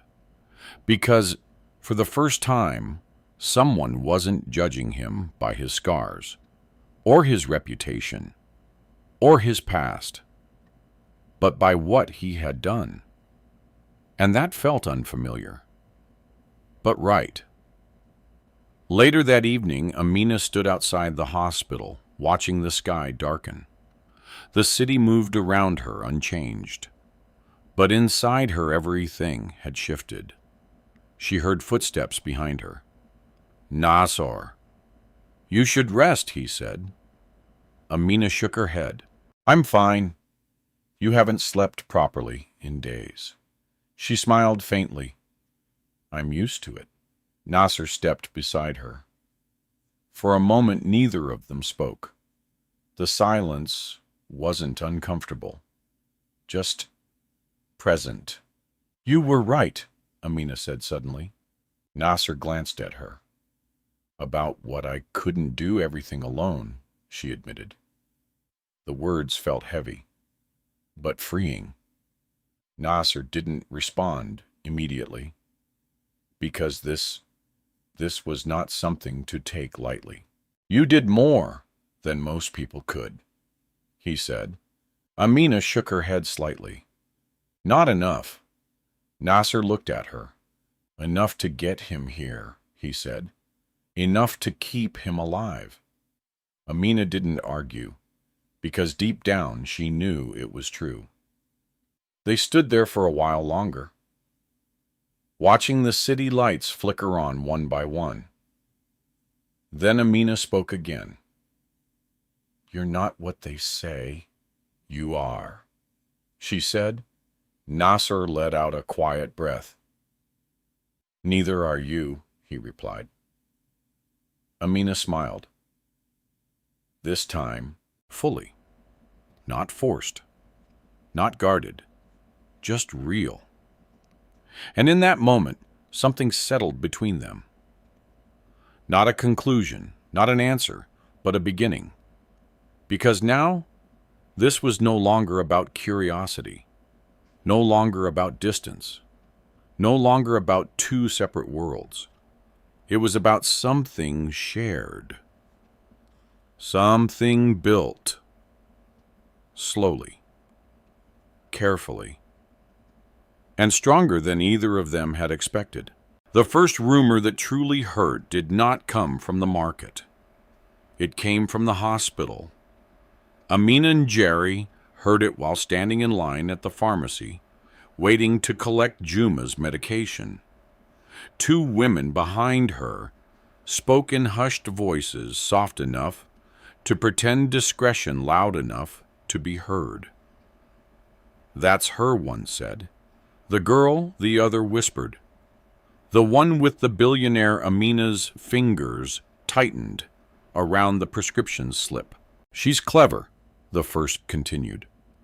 "Find a powerful man, make him feel needed, and suddenly your problems disappear." The second woman laughed quietly. "People like her always find a way." Amina didn't turn around, didn't react. But something inside her cracked. Because this time, it wasn't just curiosity. It was judgment. And worse, it sounded believable. She stepped forward when her name was called, collected the medicine, and walked out without looking back. The afternoon sun felt too bright, too sharp against her eyes. For the first time since Juma had been admitted, she didn't go straight back to his room. She stopped. He stopped near the entrance, trying to breathe, trying to understand what was happening. Because somewhere along the way, her life had become a story people were telling without her. Inside, Juma was awake, sitting up slightly, his strength returning little by little. When Amina entered, he smiled. "You were gone long," he said. She forced a smile in return. There was a cue. Juma nodded. Then his eyes shifted toward the door. "He was here," he said. Amina paused. Nassor Juma nodded. "He left just before you came back." Amina's chest tightened slightly. "Did he say anything?" Juma shrugged. "Just asked how I was feeling." Amina looked away. Something inside her felt unsettled, because for the first time, she wasn't sure how to feel about his presence anymore. Gratitude was still there, strong, undeniable. But now, there was something else. Doubt. Not about him, but about how the world would see them, and whether that mattered. Across the city, Nassor Zawadi sat in a quiet meeting room, listening to voices that had once held complete authority over his decisions. Otieno Kamau leaned forward, his expression serious. "This has gone far enough," he said. Nassor didn't respond. Lydia Wambui stood beside the screen, where images flickered, photos from the hospital this time. Him entering, him leaving, him standing beside Amina. "This is no longer speculation," Lydia said. "It's a narrative. And narratives," Otieno added, "affect business." Nassor leaned back slightly. "They always have," he said. "Yes," Otieno replied. "But this one is different." "How?" "Because it involves emotion," Lydia answered. "And emotion is unpredictable." Silence. Nassor's gaze moved across the room. These people, they understood numbers, risk, control. But not this. Not what he had experienced. Not what had changed. "You're asking me to step away," he said. "It wasn't a question." Lydia nodded. "For your sake," she said. "For the company," Otieno added. "For stability." Nassor let the words settle, then asked quietly, "And for her?" Lydia hesitated. "For her as well," she said finally. Nassor's eyes darkened slightly. "Explain." Lydia chose her words carefully. "People are already judging her," she said, "speculating, attacking her character." Nassor didn't move. "They won't stop," she continued. "Not as long as you remain involved." The truth of that statement hung in the air, heavy, unavoidable. For the first time, this wasn't just about him. It was about Amina, and the cost of being connected to him. That evening, Amina left the hospital earlier than usual. Juma was stable, resting, safe for now. But her mind was not. She walked through the city without direction, her thoughts pulling her in different directions. Gratitude, fear, pride, confusion. And beneath it all, something she didn't want to name, because naming it would make it real. And reality felt complicated now. She didn't realize where she was going until she saw it. The market. Karaku. Her stall stood where she had left it, covered and quiet in the fading light. She stepped closer, touched the wooden surface lightly. This was her world. Simple, hard, but hers. And now, it no longer felt untouched. Footsteps approached. She didn't need to turn. She knew. "Nassor, you left early today," he said. Amina faced him. "I needed to think." He nodded. "I understand."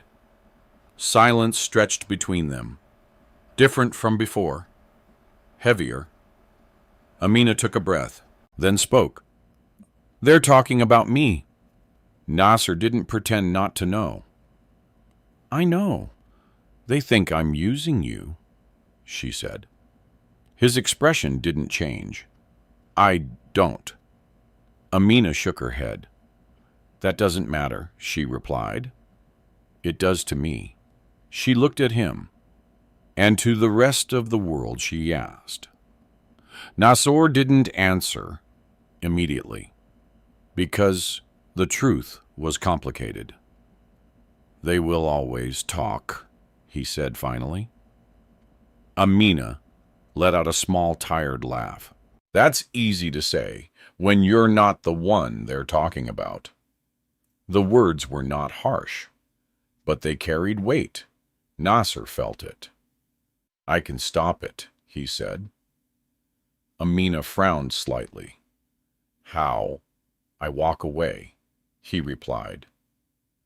The words landed harder than he expected. Amina's chest tightened. For a moment she didn't speak, because part of her didn't want that. Didn't want him to disappear. Didn't want this connection to end. But another part, the part shaped by revival, knew it might be necessary. For your reputation, she said. For yours, he corrected. Silence. The air between them shifted again. Amina looked down briefly, then back at him. Maybe they're right, she said softly, and Nassor's gaze sharpened. About what? That this isn't right, she replied. The words hurt more than she expected, because she wasn't sure if she believed them, or if she was just trying to protect herself. Nassor took a step closer. Do you believe that he asked? Amina hesitated. Her heart pulled in one direction, her mind in another. I don't know, she admitted. The honesty hung between them, raw, unfiltered. For the first time, neither of them had an answer. No clear path, no simple solution. Just a truth neither could ignore. This was no longer just kindness, no longer just help. It was something deeper, something that came with consequences. And for the first time, they both felt it fully, not as a possibility, but as reality. And reality demanded a choice. The storm did not begin with rain. It began with a headline. By morning, every major business page and gossip blog across the city and far beyond had picked up the story. What had started as whispers in Kariakou had become a narrative the world could not resist. Guard billionaire entangled with street vendor who is the girl behind Nassor Zawadi. Love or manipulation inside the mystery. Photos filled the screens. Amina at her stall. Amina outside the hospital. Nassor beside her, walking, waiting, watching. The images told a story, not the truth, but something easier to believe. At Zawadi Holdings, the boardroom filled before Nassor arrived. Lydia stood by the screen again this time with more data, more charts, more urgency. Otieno sat with his jaw set, fingers steepled in a posture that suggested final decisions. When Nassor entered the room, did not go silent out of fear. It went silent out of expectation. This is now global, Lydia said without preamble. Investors are calling. Partners are delaying signatures. The narrative is affecting market confidence. Otieno leaned forward. We have drafted a statement, he said, sliding a folder across the table. You will deny any personal involvement and confirm that your visits were part of a charitable inspection. You will distance yourself immediately. Nassor did not touch the folder. Charitable inspection, he repeated. It's clean, Lydia said. It reframes everything. It erases her, Nassor replied. Lydia held his gaze. It protects her. From what he asked. From what people will do if they think she has influence over you, Otieno said. From the kind of attention that destroys lives. Nassor looked at them both, then at the screen, behind Lydia. Amina's face froze in a still image, mid-smile, unaware, unguarded. They are already doing it, he said. Lydia's voice softened. Then don't make it worse. Silence. Nassor closed the folder without reading it. No. The word landed like a dropped stone. Otieno's expression hardened. You are choosing emotion over stability. I am choosing truth, Nassor said. And the truth is, Lydia pressed. That I went there because I wanted to, he said. That I stayed because I chose to. That she owes me nothing, and I owe her respect. Otieno stood. This is not a philosophy debate. This is business. Nassor stood as well. For once, he said quietly, this is not about business. The room shifted. Something in his tone, steady, unyielding, made even Otieno pause. If you do this, Lydia said, there is no controlling what comes next. Nassor nodded. I know. He turned and walked out. In Kariakou, the market felt different again. Not curious, not merely watchful, charged. Amina felt it as soon as she arrived. Phones lifted when she passed. Conversations stopped, then resumed louder. A group of men leaned against a wall, laughing in a way that felt pointed. She's the one. Someone said, the billionaire's girl. Ask her for a loan, another joked. Amina kept her head down and opened her stall. Her hands moved through the routine stove-pot ladle, but her mind struggled to stay steady. Mama Rahema came over her face tight with concern. My child, she said softly, be careful today. I'm always careful, Amina replied. Not like this, Mama Rahema said. People are not kind when they feel small. Amina nodded. She knew. By mid-morning, the crowd thickened. Customers came, but many came for something else. Proof, spectacle confirmation of a story they had already decided was true. A young woman approached with a smile that didn't reach her eyes. Is it love? She asked lightly. Or business? Amina didn't look up. What would you like to eat? The woman laughed and walked away. Later, a man dropped coins on the table too hard. Make it quick, he said. Your time must be expensive now. Amina served him without reply. Each comment was a small cut. None deep enough to stop her, but enough to bleed. Near noon, the Black Esv appeared. This time, there was no delay in recognition. People stepped back immediately. Phones rose higher. The murmurs swelled into a wave. He's here. Of course he is. Watch what happens. Nassor stepped out. The heat, the noise, the attention. It hit him all at once. But he walked forward as he had before through the space that opened around him. Only now, it wasn't just fear. It was judgment. He saw it in their eyes. He felt it in the air. And still he kept walking. Amina looked up. Their eyes met.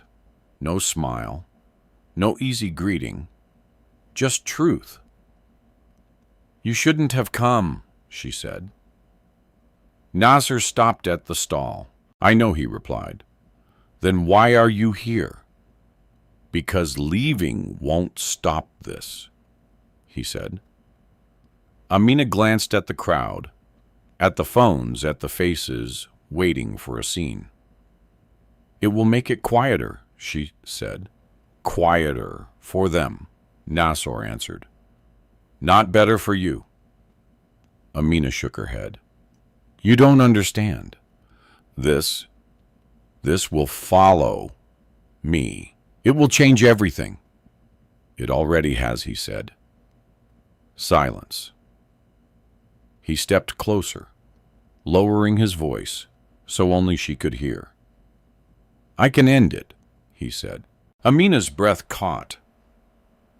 "How I tell them the truth," he said. She frowned. "And what is that?" "That I chose to be here," he said. "That you didn't ask me. That you refused me. That you owe me nothing." Amina searched his face. "That won't stop them," she whispered. "No," he said. "But it will draw the line where it belongs." A ripple moved through the crowd as more people gathered. A man near the front lifted his phone higher. "Say it louder," someone shouted. "Tell us why you're here." Laughter followed. Amina's hands tightened around the ladle. "Please," she said to Nassor, "don't do this." But Nassor turned. Not to them. Not at first. He looked at Amina. "Do you trust me?" he asked. The question cut through everything. Noise, fear, pride, all of it. Amina hesitated, because trust was not simple. Not after what she had heard. Not after what she had felt. But then she remembered the hospital. Juma, in his arms, the quiet way he had stayed. The way he had never asked for anything in return. Her answer came not as certainty, but as courage. "Yes," she said. Nassor nodded once. Then he turned to the crowd. The noise swelled. "Say something. Is she your woman? Did you bring her from the street?" Nassor raised a hand, not forcefully, just enough. The crowd quieted. Not out of obedience, but curiosity. "I came here," he said, his voice carrying without effort, "because I wanted to." A few people scoffed. He continued. "I came back," he said, "because I respected her." A murmur moved through them. "And I stayed," he added, "because she refused me." That made them pause. Phones tilted. Eyes narrowed. "What do you mean someone called out?" Nassor didn't look at them. He looked at Amina. "She refused my money," he said. "She refused my help when it was easy to take it. She chose to stand on her own." The laughter died. Something else replaced it. Confusion. Attention.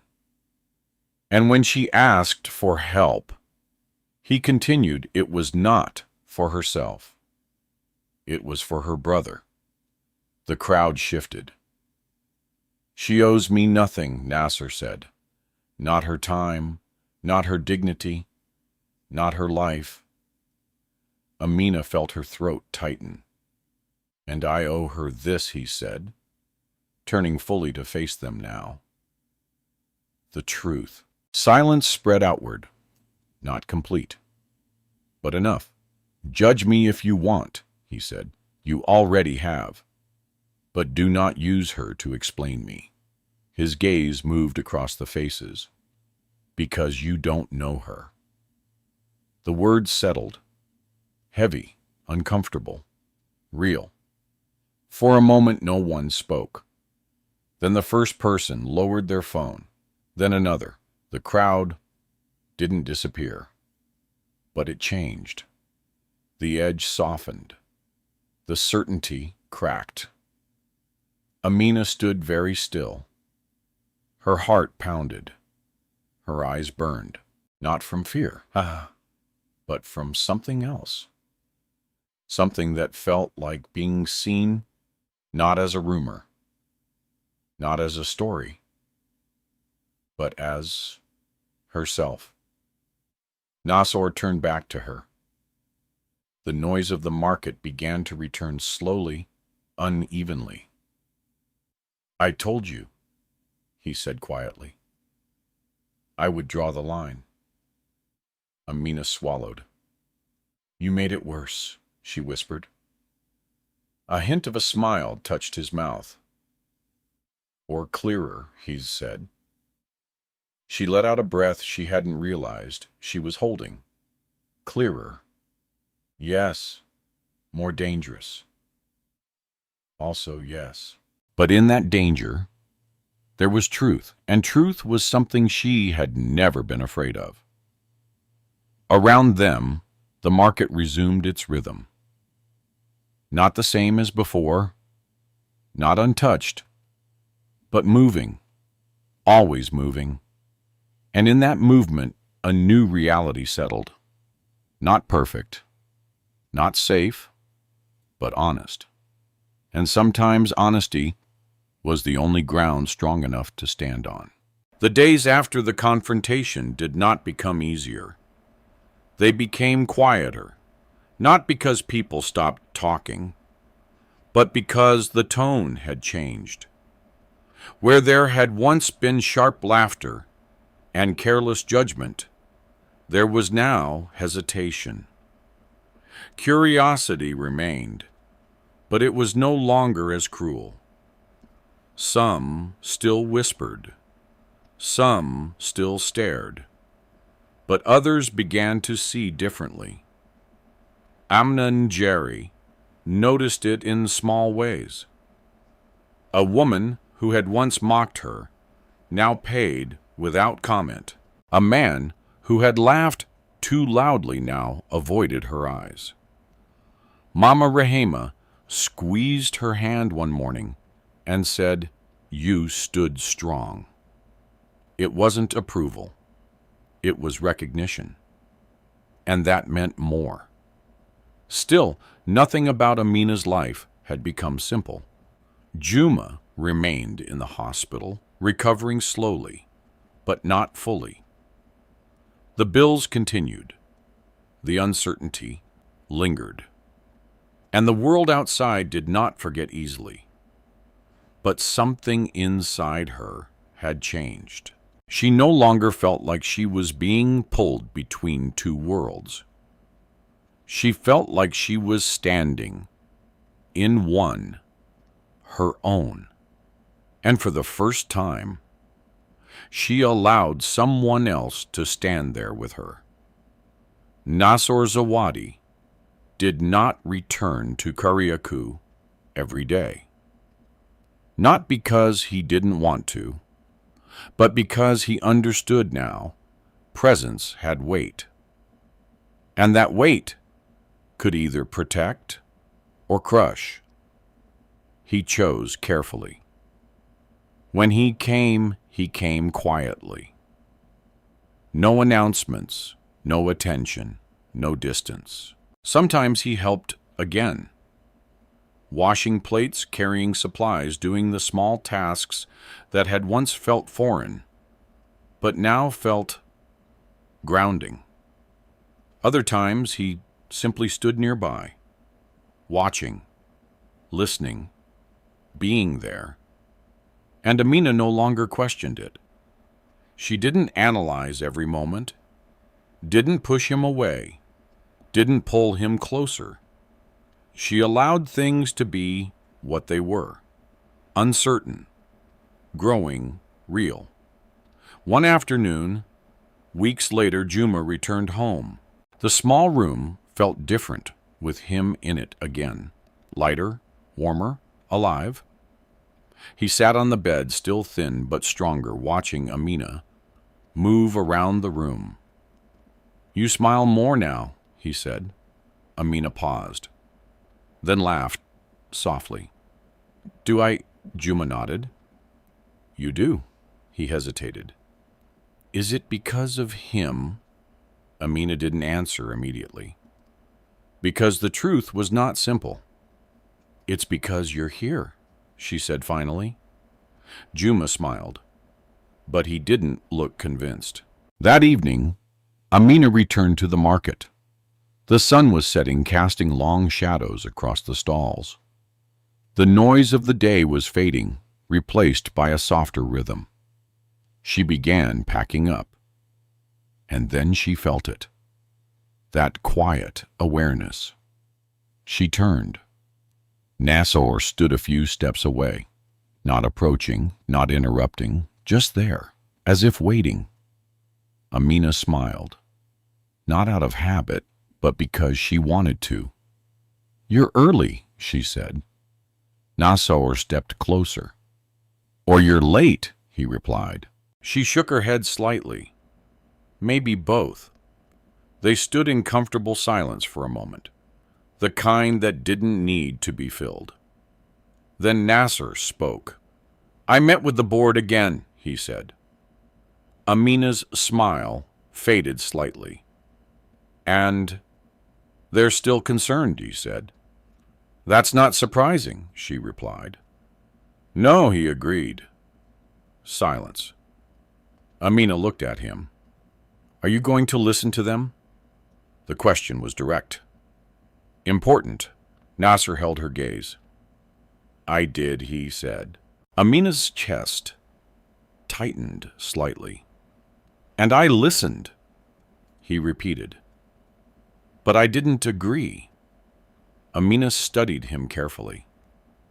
"You're risking a lot," she said. Nassor shrugged slightly. "I've risked more for less." "That's not the same," she replied. "No," he said. "It's not." A pause. Then he stepped closer. Not too close. Just enough. For the first time, he said quietly, "I'm choosing something that isn't about control." Amina felt her breath catch. "And what is that?" she asked. Nassor didn't hesitate. "You." The word hung between them, heavy, unavoidable. Amina looked down briefly, her heart racing. "This isn't simple," she said. "I know. It won't be easy. I know. People will keep talking." "I know." She looked back at him. "And you still choose this?" Nassor's answer came without hesitation. "Yes." Amina felt something shift inside her. Something that had been building slowly, now reaching the surface. Fear. Hope. Trust. All at once. She took a breath, then spoke. "I don't want to be saved," she said. Nassor nodded. "I don't want to save you. I don't want to lose who I am," she continued. "You won't," he said. "I don't want to belong to your world," she added. Nassor met her eyes. "Then we build one that belongs to both of us." Silence. Amina searched his face. Not for promises, not for perfection, but for truth. And she found it. Not flawless, not complete, but real. And for the first time, that was enough. She nodded, slowly, carefully, but fully. "All right," she said, not as surrender, but as acceptance. Nassor didn't smile widely, didn't celebrate. He simply stood there, present, certain. Because this was not the end of something. It was the beginning.